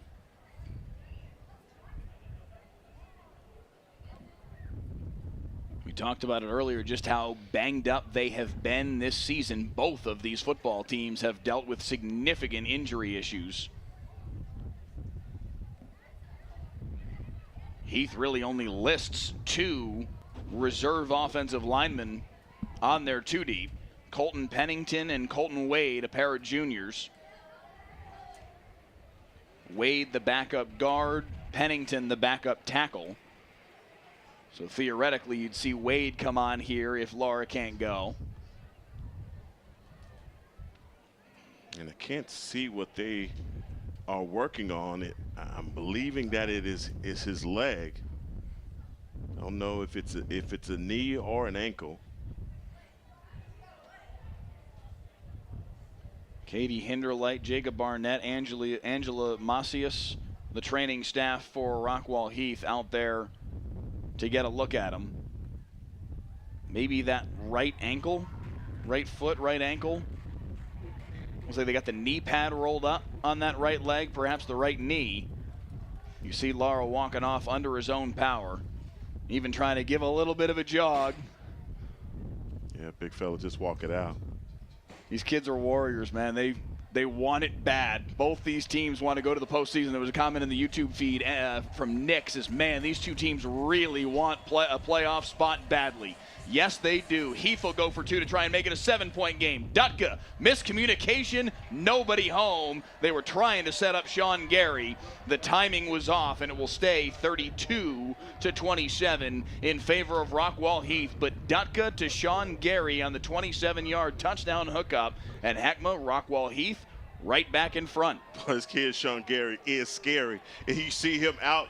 When he's by himself, he's sure-handed, but the adjustment that he made in the end zone, yeah, boy, that's prime time stuff right there. I mean, it does not get any more big time than that for Sean Gary. Man, this kid has a bright future. What an adjustment on that ball. I would just like to take 1 second and address a YouTube comment here from Jamel Allen. Okay. He says, Heckma, how did it feel calling your son's game last night? Man, I don't know. My feet ain't touched the ground yet.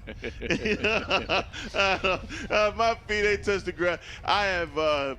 It's amazing. It's one of those things that happens in your life. I think, as a dad, I'm overjoyed. I've been so happy, and the calls and everything that I've gotten from friends and family and people that watch the game from miles and miles away. This has been a great 48 hours. I love what I do. This is the best job in the world. Yo, when I tell you, he said it was, yes, he was like, maybe I slept 2 hours last night. Maybe. Hard to get sleep when you're that jacked up about what the next day is going to be, man. That was really, really cool. Calvin Smith calls for the fair catch there, and Forney will take over with good field position here at the 34-yard line. Well, right now, I think offensively, if you are Forney, you felt really good about the way that you came out offensively. You're starting to see some things from your quarterback, Nelson Peterson, getting into more of a rhythm here in the second half. This game isn't over at all. I mean, we got to the point where we say, first 1 to 50 or 45 wins this game. I don't know how many points it's going to take to win this game. Over the middle, complete and still going is Preston Jackson to the midfield stripe. Yeah, defensively, adjustments have been made, but these quick receivers, boy, they are just putting in work on the second level. Another adjustment's going to have to be made by this defensive coordinator, Shannon Carter. They are testing him and this defense. Rockwall-Heath and Forney exchanging haymakers here in the second half. Back and forth they go. Now it's Osborne on the carry. Give him 3 as he works his way into Rockwall-Heath territory. Playoff spot on the line tonight. I love that comment. Is that Earl Campbell?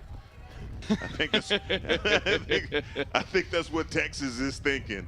Yeah, we may have baby Earl Campbell, he's a junior, walking around Forney High School. Shout out to Matt Diggs, a fellow member of the DFW Sports Media tuning in. I'm seeing him tweet about how crazy this game has become. Here goes Osborne once again. Javian Osborne breaking down the sideline inside the 25. He's special. He's special, Mike. This kid is so special. And you see that breakaway speed right there.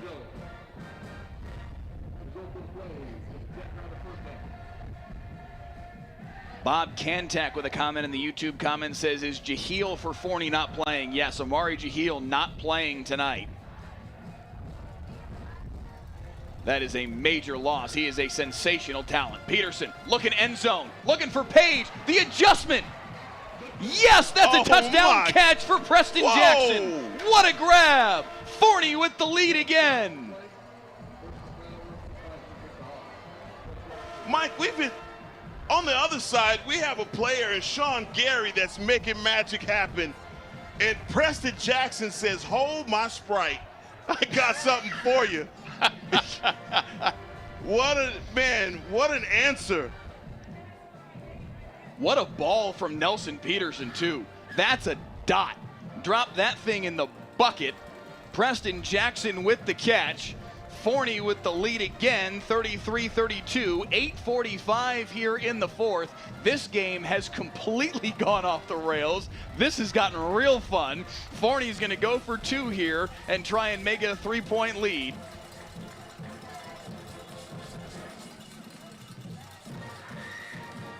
Peterson, end zone. Did DJ Page squeeze it?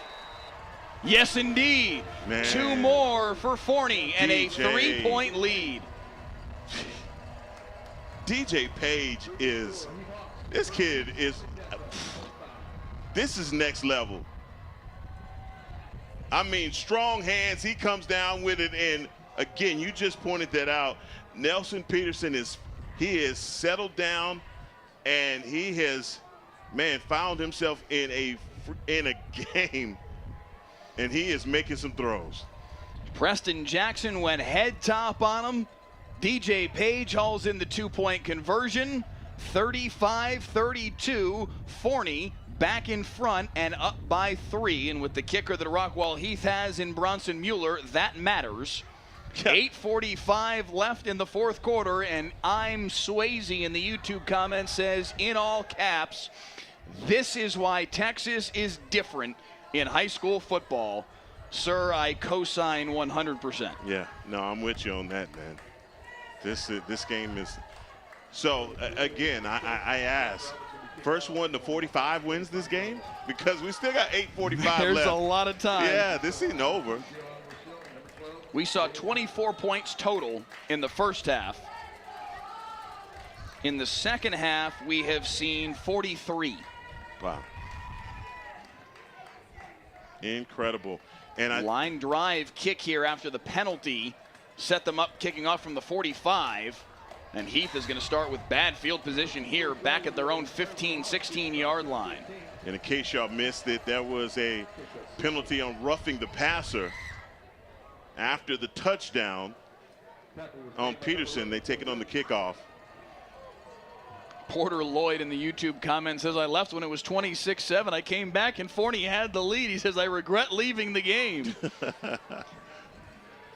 Jamo Products says, looks like the comeback against Rockwall High, except for this time Forney's actually come back to take the lead. Yes, there's a lot of similarity between these two games. So much to be sorted out tonight from all of these games. A lot of eyes on this game. Teams trying to figure out where they are going to play on Friday. Look at the patience here from Bradford to let the hole develop and then surge through.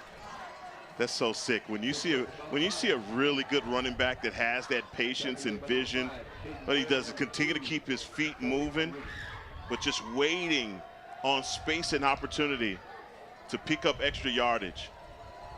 The battle between Ashton Bradford and Kelvin Riggins has been fun to watch tonight. Pressure coming off the edge. They run right into the run blitz. Abel Carloway makes the tackle for loss, and it's 3rd and long. And just bringing that pressure off the edge. Carloway right there coming up from his end position. It's going to be 3rd and 5. Excuse me, third and about 7. Yeah, 3rd and 7. What are we going to do? I'm telling you, wherever number 7 is, that's where this ball is going. Timeout, Rockwall-Heath.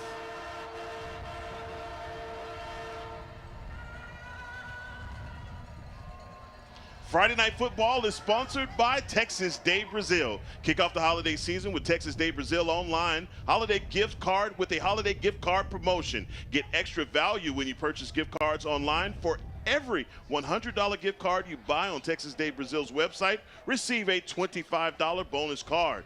Or purchase a $50 gift card online and enjoy a $10 bonus card. Share the ultimate Brazilian dining experience and treat yourself too.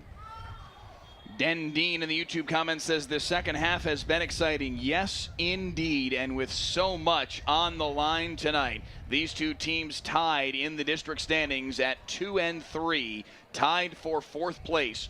Winner will take the final playoff spot. You were looking at the scores earlier. It looked like North Forney had built up a pretty good lead on Rockwall in that game. We'll try and check back and see if that score has held. But if North Forney wins that game, and Rockwall-Heath wins this game, Heath would jump Rockwall in the district standings to the 3rd place spot and be the 1 seed in 6AD1 with Rockwall as the 2 seed in 6AD1. Meanwhile, if Forney hangs on to win this game as they now lead 35-32, they would go 6AD2 and North Forney would toggle to 6AD1. Lots to sort out still on this final night of the regular season. It's Gary with the motion. They set up the screen, and it's incomplete. Is that a loose ball?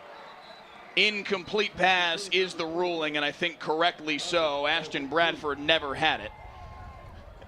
And I want to go back to something you said at the end of the first half. You see them come back to the screen again, trying to have some luck, but this time these guys are waiting for Bryce Lott, doing a great job from his linebacker position.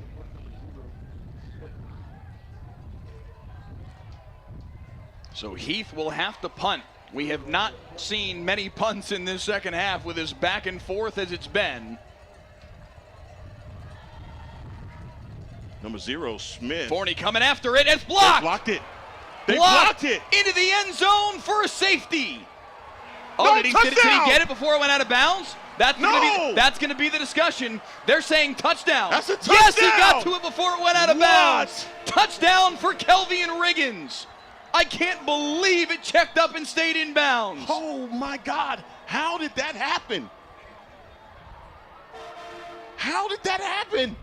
Riggins blocked it, and then watch this. How does this not go out of bounds? That thing had eyes. It stayed off the sideline. Touchdown, Forney. How did that happen? Unbelievable. This bounce right here. What?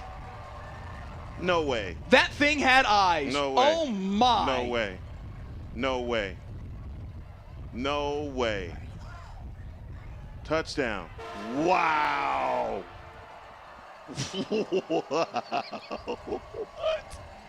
What is going on? Kelvian Riggins blocked the punt and went and scooped it up in the end zone for the touchdown. And Forney coming on for the extra point here from Vincent Hart.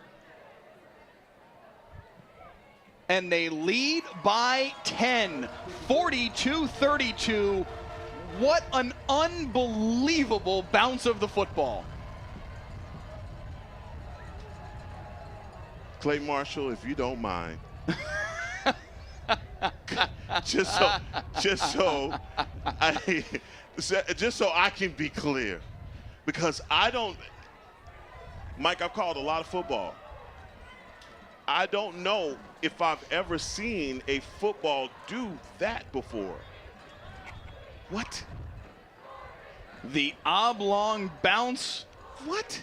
Oh, man. How did that football stay in bounds? Sanger, Texas comments, the ball wants what the ball wants. Ewaki says craziest game. What? Ace Moneyman says, bro, what? What?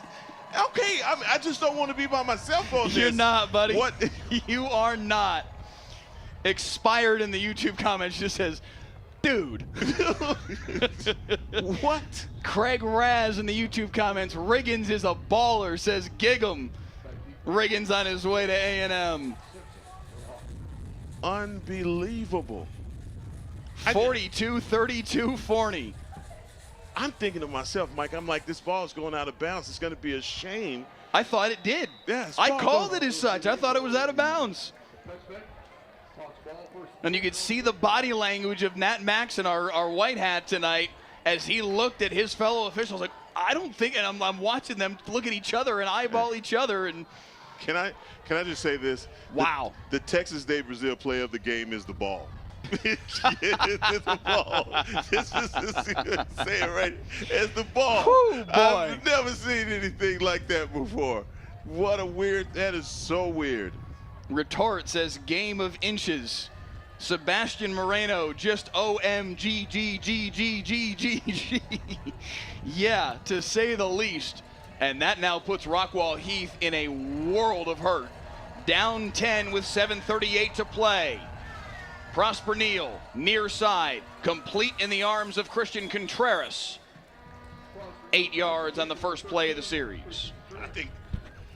I think now what happens on the other side for Coach Rodney Webb and Cody Moore, look, just throw the game plan away. Now you understand down by 10 with 7 minutes left, you're going to have to air this team out. Keep them honest with the run now. Don't abandon it completely. But you have two really good quarterbacks back there, and now you could just go, look, this aerial assault.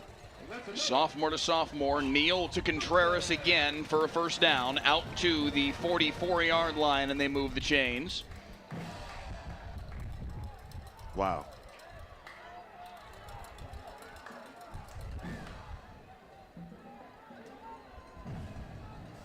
Bradford on the handoff. Picks up 5. That defense has to stay honest. You talked about this matchup between Bradford and Riggins. These two guys have been swapping paint all game long. Love matchups like this. You absolutely, if you love football, you watch number 2 and number 21.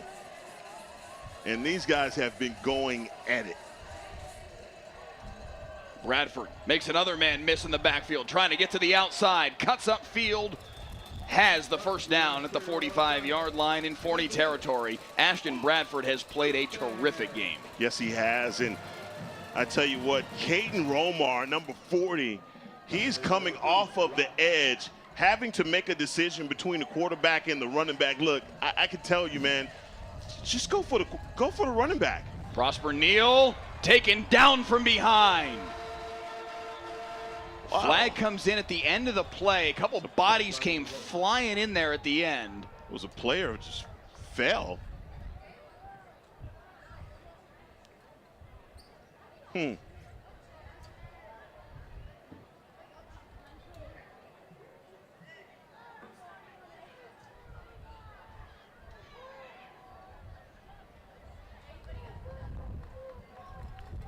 Personal foul on Forney.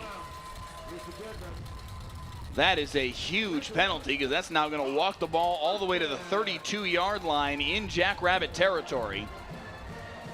1st and 10 for Rockwall-Heath. Heckma, by the way, Ashton Bradford, we mentioned what a big game he's having. How about 30 carries for 284 yards? Flags at the snap, and that's going to be, what are we saying, offense or defense? That's going to be defense. They're going to get Riggins offside. Indeed it is offside on the Forney defense. Call it 1st and 5. He has been trying to time these snaps, and he is just shooting the gap. He's like, he is so disruptive, and they're just telling him to be a heat-seeking missile. See ball, hit ball. First and 5. Neal pump fakes, fires deep, has a man. It's Contreras for the touchdown. Rockwall-Heath ain't dead yet. 5:24 in the fourth. Sophomore to sophomore. Neal to Contreras. You're finding the little guy, man. He is sneaking out. That all-out blitz is coming, and Contreras just taking his time on a go ball and delivered perfectly by Prosper Neal. Neal has been struggling, man. He is the more mobile quarterback, but he cannot move on that high ankle sprain. All he can do is deliver. And he delivers another strike.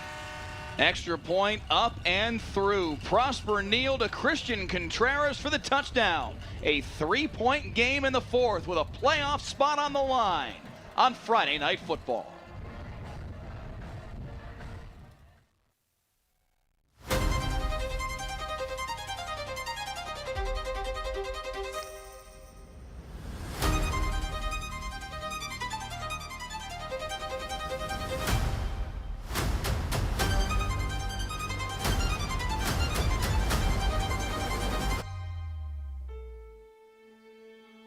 The Cowboys getting set to take on the Chargers, and we've got it covered for you on WFAA.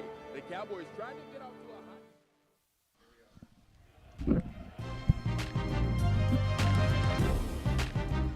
42-39. Forney leads Rockwall-Heath with 5:24 in the fourth. Winner tonight goes to the postseason. Loser sees their season end. And man, are these two teams ever playing like it. Well, they are playing. Hey, nobody wants to go home.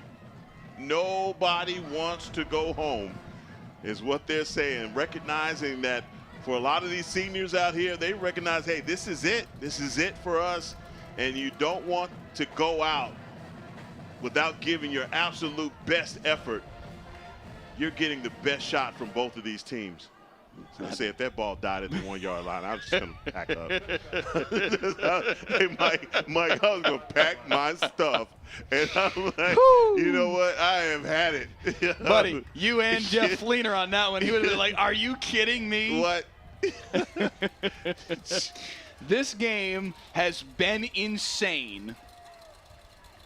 It was delayed by an hour by Lightning to 8:30. Ultimately, they kicked it at 8:45.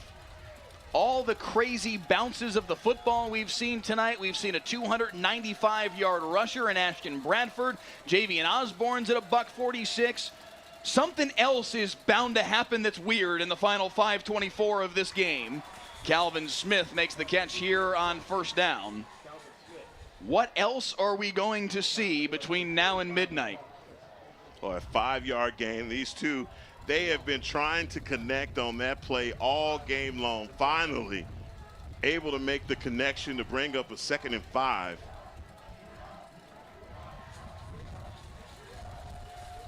Forney in no hurry here with the lead. Heath with 2 timeouts left.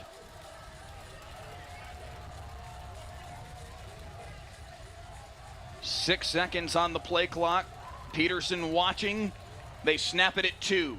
Osborne on the carry. Javian Osborne into the second level. He's got the first down and then some to the 42. It just seems like once he gets going, man, full head of steam. It's hard to stop this guy. He's going to drag defenders with him for another 5 yards.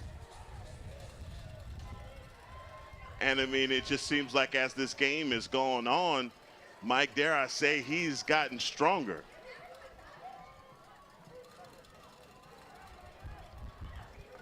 With that club on his right hand, a broken wrist suffered in their game against Longview back on October the 11th. He came back for the Tyler Legacy game last week. Back again today and out lead blocking here for Nelson Peterson, who will slide down with the first down across midfield. Big pickup there by Nelson Peterson. He's going to fall inbounds as soon as this chains move. That clock is going to start again. Time not on the side of Rockwall-Heath. That's why you see Nelson Peterson keeping his eyes on that game clock. He is letting as much of it tick down as he possibly can before he goes for that ball is snapped. 1st and 10 at the 46. 3.5 to play in the 4th. Play clock down to 3, 2, and they snap it. Handoff, Osborne taken down in the backfield. Lane Yadidsky knifing through to stop the play. A loss of 3, and it's 2nd and 13, and Heath will use that second timeout. Boy, Lane Yadidsky is one of my favorite out here tonight. You've seen him, number 11, sticking his nose in a ton of tackles out here. He also plays out in coverage as well. I don't even know how to classify what he is. Is he a safety? Is he a linebacker? Is he a rover? I don't know. It's like he's coming from the sideline. This guy's making tackles all over the place. It'll be 2nd down and 13 out of the timeout.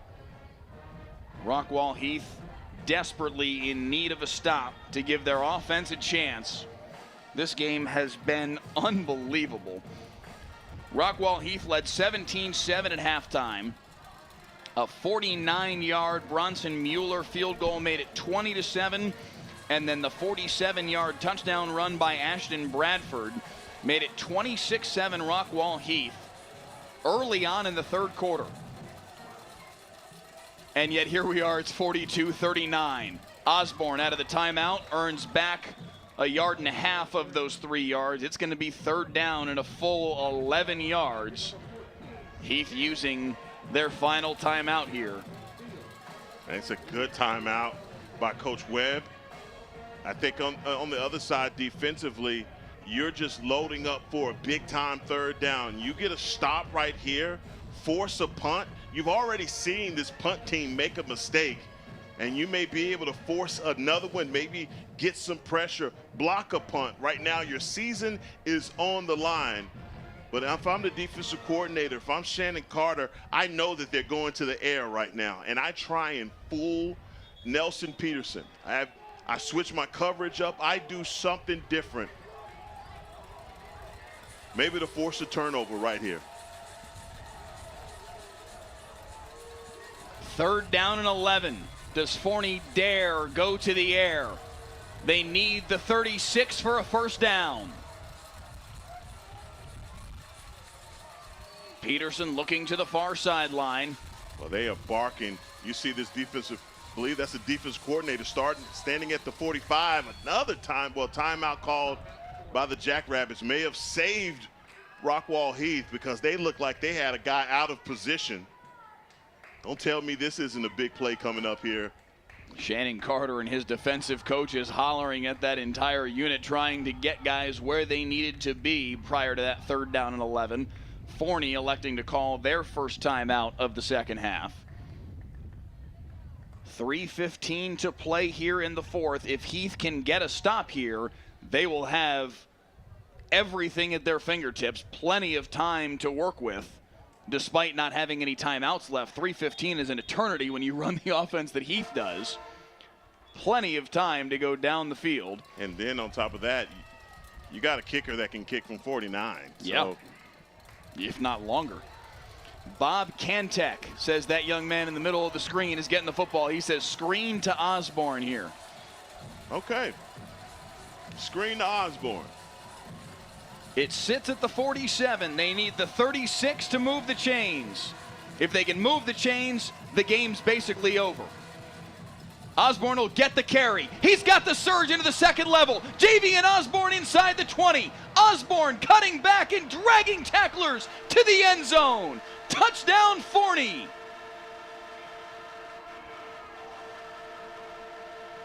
JV and Osborne with his 3rd of the day.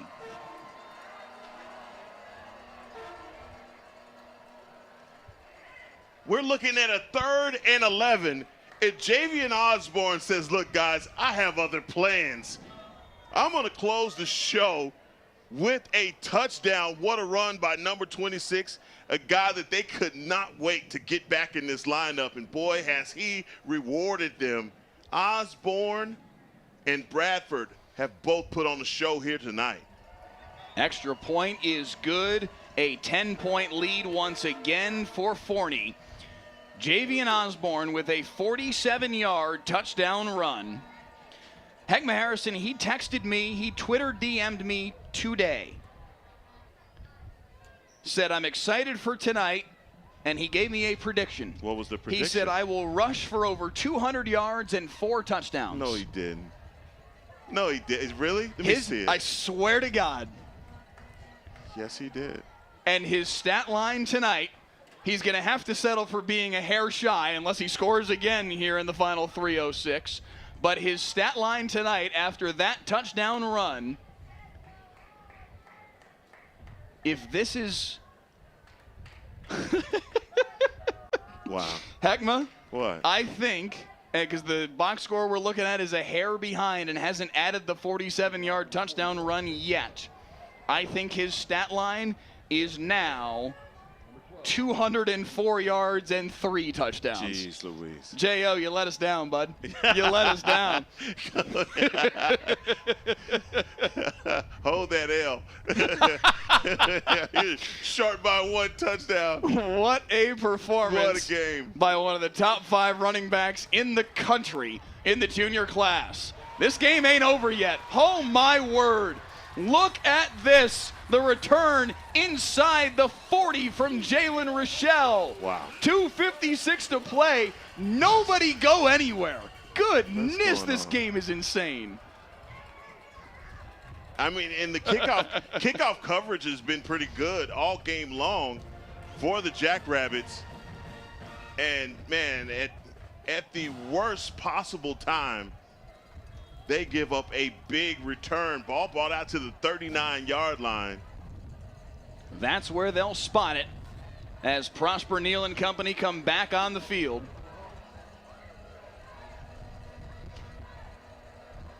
Well, Mike, you get a score right here. You may get your onside kick after all.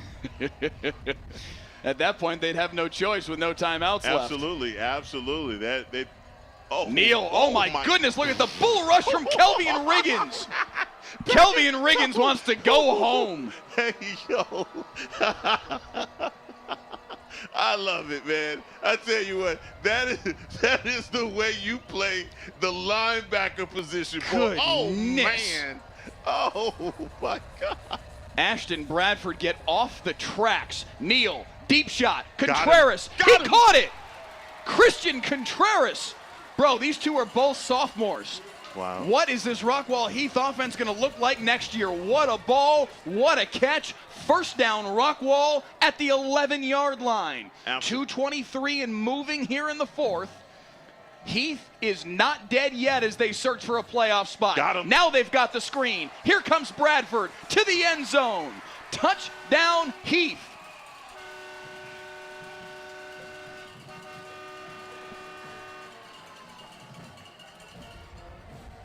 They got to get an offside penalty. There's a flag on the play, but that touchdown is good.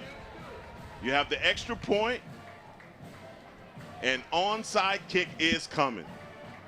With 2 minutes and 12 seconds left, there is still meat on the bone in this crazy, ridiculous football game.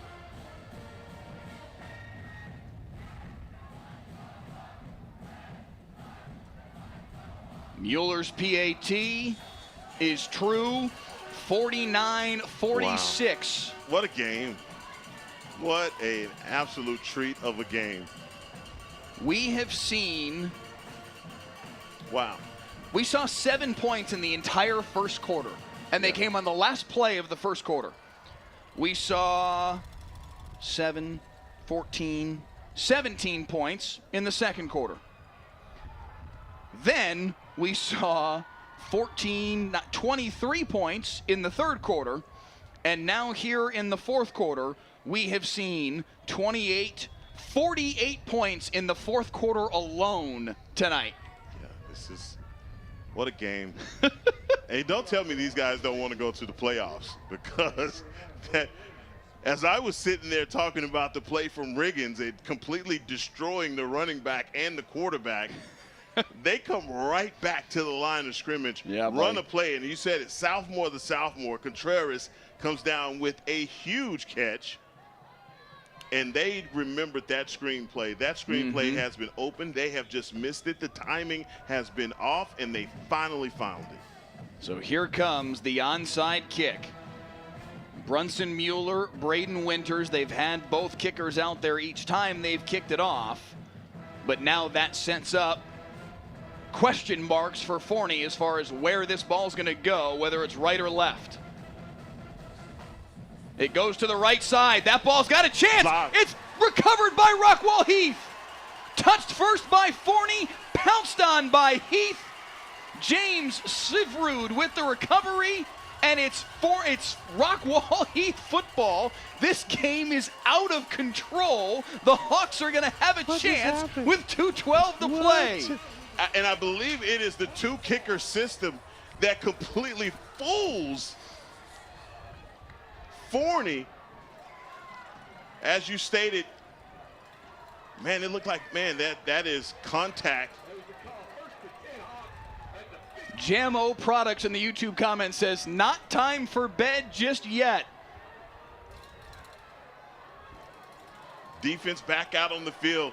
They have got to get a stop. The one dangerous part about this game is that they have a kicker that can make a 49-yarder. We've seen that already.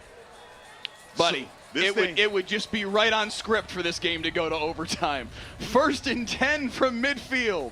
Neal, deep shot. Looking for Contreras again. Miscommunication on what the route was supposed to be. They've got a flag down here. Yep, there is a flag. Looks like it's going to be on Heath based on the way that Nat Maxon is asking Jeff Fleener what he wants to do here. Let's see if Fleener backs him up. Yes. We may have a holding penalty.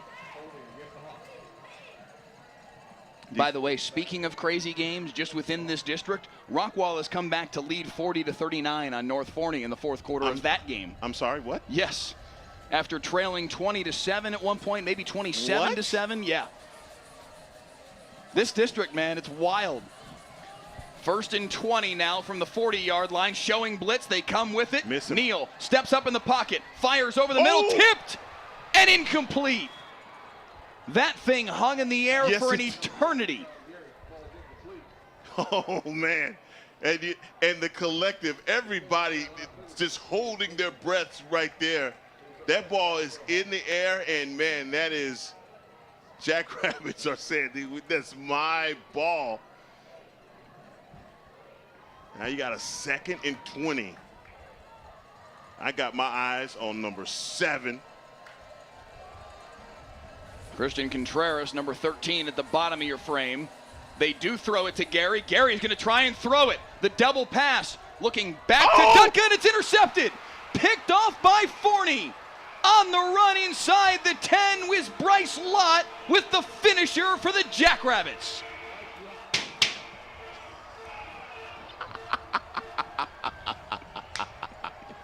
The 40 coaches in the booth to our left pounding on the glass in celebration. Forney's going to the playoffs, and Bryce Lott with the pick to put it away. Heath went with the trick play, and it burned him.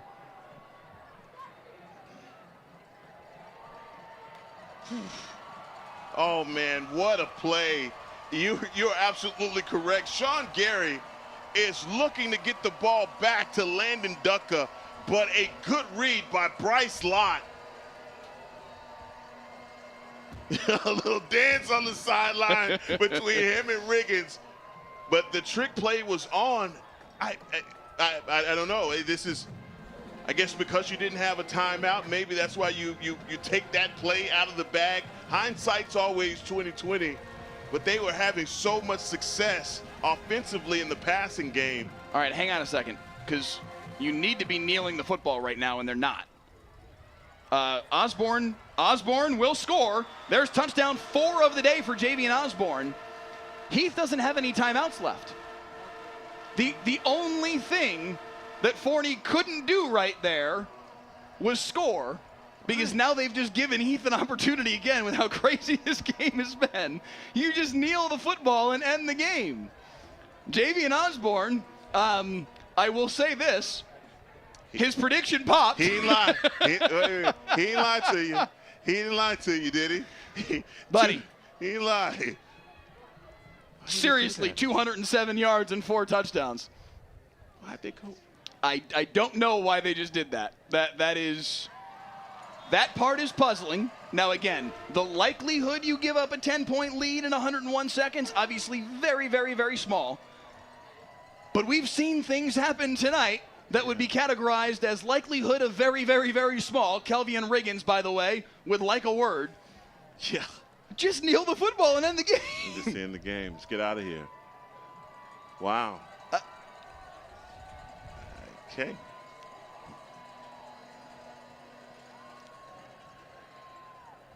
Well, as you gather your thoughts there, Mike, I am.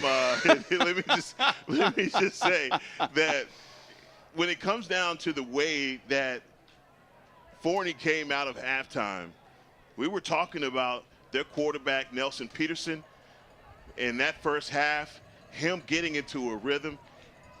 It was his decision-making, to me, in the second half, his ability to pull that ball and go on those runs himself, pick up those first downs that really got this offense moving. You got to think about it, too.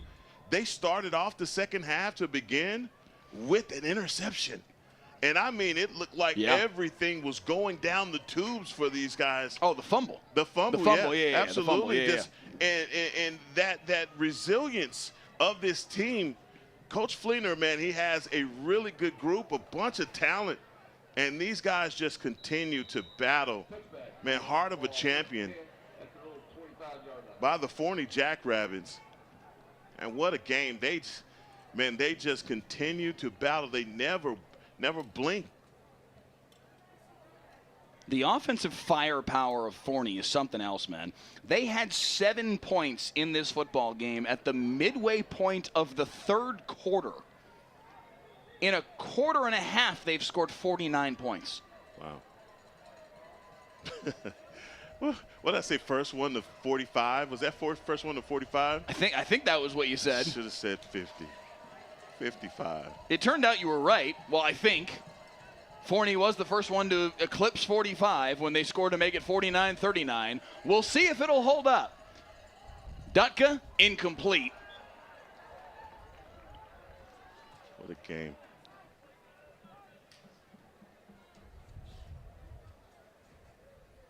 I think there were certain points of this game where you had already just kind of assumed that the Hawks had won this game. It looked like they were in control of this game comfortably. And like I said, the Jackrabbits just showed the heart of a champion, just continuing to battle back, making plays when they needed it. And DJ Page, man, he has a lot to do with this. I mean, clutch catch after clutch catch. Dutka, nowhere to go, fires it out of bounds. It'll be 3rd down and 10. It is 11:50 at night here in the Central Time Zone. Delayed until 8:30 initially because of lightning, ultimately delayed until 8:45 before we finally kick this thing off. And Blatt, this one got played. Buddy, amen. What a game we have seen tonight. Wild football game. 1.5 minutes to play. Near side, Contreras makes the catch. He's got the first down at the 39. Clock will stop with a $1:20 as they set the sticks. They place the football right at the 40. Clock winds again. Heath without any timeouts left. Down 10, needing a miracle, but still with a chance since they have the football. Dutka flushed, heaves it, incomplete. Dutka steals, keeping his eyes up the field, looking for a man to come streaking open. 2nd down and 10. This is still, it just doesn't feel like this game is over. I'm sorry. It feels like Ducka's going to make something happen here. Pressure, and they get to him. Off the edge came Xavier Young with a head of steam for the sack. Again, defensive coordinator Stewart, he's been doing a really good job of bringing pressure from different angles, and now time starts to be so very vital and precious here. 40 seconds and moving, 3rd and 17. They've got to get to midfield to move the chains. Dutka heaves it deep over the middle, double coverage, and it's picked off. That will put this thing to bed finally. Caden Webb with the interception. He'll slide down at the 29, and the Forney Jackrabbits are playoff bound. Hey, by the way, kneel the football on the next snap. You think so?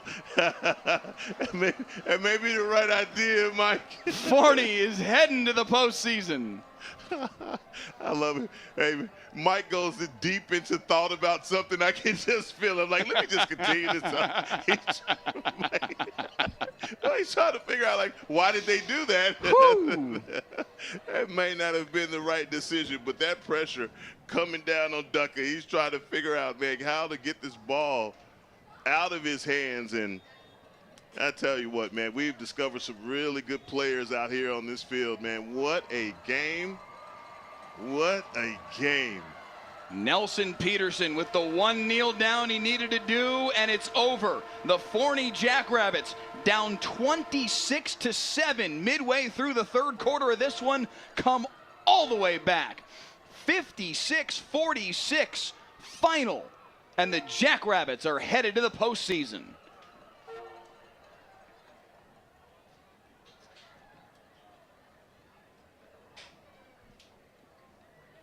That game was absolutely insane. I just wanted the moment to breathe right there for a second, Mike. This is a fantastic game. It was well coached. I really do love the chess match between these two coaches. They had to make so many different adjustments throughout this game, whether it was to Nelson Peterson, keeping the ball going on some of those quarterback runs in the RPO. Those things started to pay off, bringing Riggins on those blitzes to get pressure up the middle of this offense. I mean, this was just a game of who made the adjustments that got you the win in the end. Man, Texas high school football is the best. I've argued with people that say Florida, California. There is absolutely nothing better than this. I'm sorry. I don't care where you're from. There's nothing better. Special doesn't even begin to say it. Forney is headed to the postseason. We'll wrap it up after this on Friday Night Football.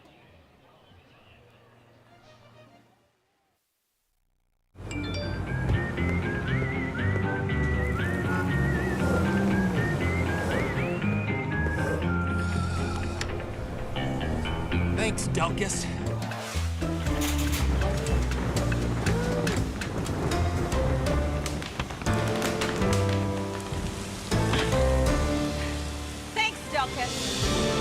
Possibly the most loved and hated man in North Texas. Whatever the weather brings, we bring the Delkus. Your Friday night lights just got brighter. Catch a live broadcast of the biggest high school football games all season long. The 12-yard touchdown. Cheer on your hometown. Plus, get the full halftime experience. Don't miss every step, beat, and cheer. Lacey's still on his feet and he'll score. Join me, Mike Leslie, and Heckma Harrison for all the insights, commentary, and all the stats. Stream the broadcast free. Friday Night Football on WFAA+. WFAA has a legacy of changing the system. Most recently, we did a story on ankle monitors and how they don't work, and how criminals are committing crimes with ankle monitors. And yeah, there's legislative change coming. Our 2-year investigation caught the attention of state representatives. Now, it's a crime to cut off ankle monitors. I want people to see things that we need to hold people accountable for.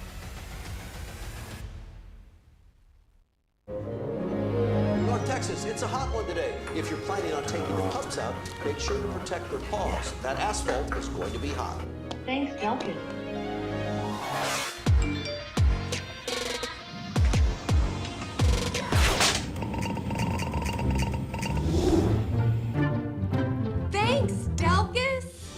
Possibly the most loved and hated man in North Texas. Whatever the weather brings, we bring the Delkus.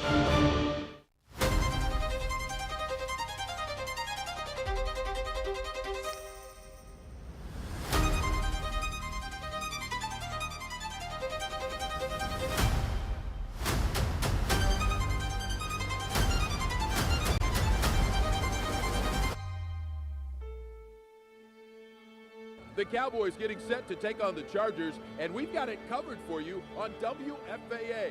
The Cowboys trying to get off to a high... Right now in Terrell and in Dallas, your heat index is 107. Everyone in McKinney is dead. It's hot in McKinney. We'll fix that probably. Possibly the most loved and hated man in North Texas. Whatever the weather brings, we bring the Delkus. Discover W.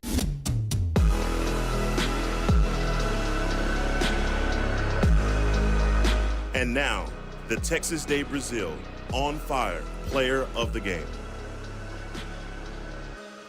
Javian Osborne's direct message to me on Twitter earlier today.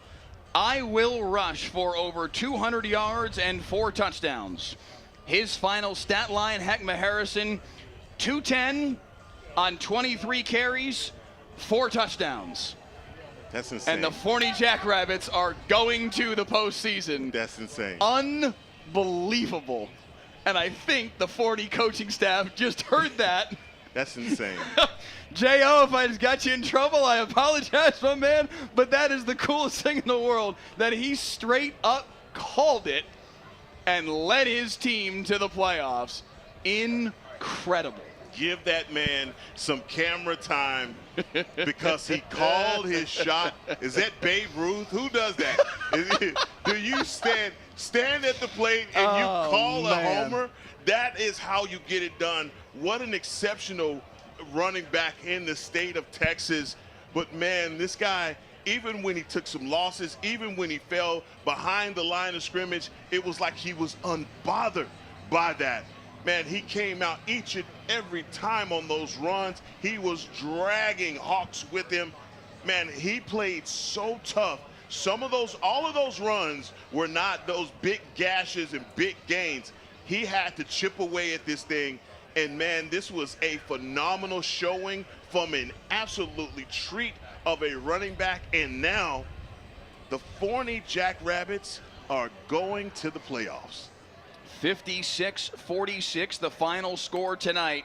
They knock off Rockwall-Heath. The Hawks season comes to an end tonight. Heck of an effort. Senior quarterback Landon Dutka, Jackson Tra, senior, Ashton Bradford with a, by the way, if Rockwall-Heath had won this football game, Ashton Bradford would have been the player of the game. What a night for him. Let me pull up the stat line real quick and double check.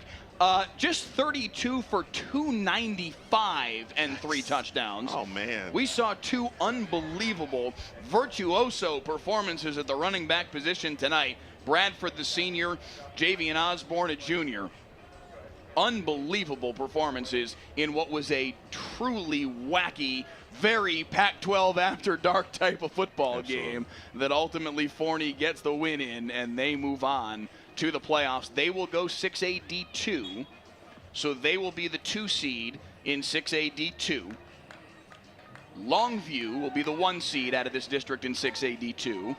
And Forney, North Forney and Rockwall playing right now for who will be 1 or 2 in 6A D1 out of this district. North Forney has now toggled back in front in that game. 47-40, North Forney leads that game with a minute and 25 seconds left in the fourth quarter. They've had 33 points in the fourth quarter of that crazy game tonight.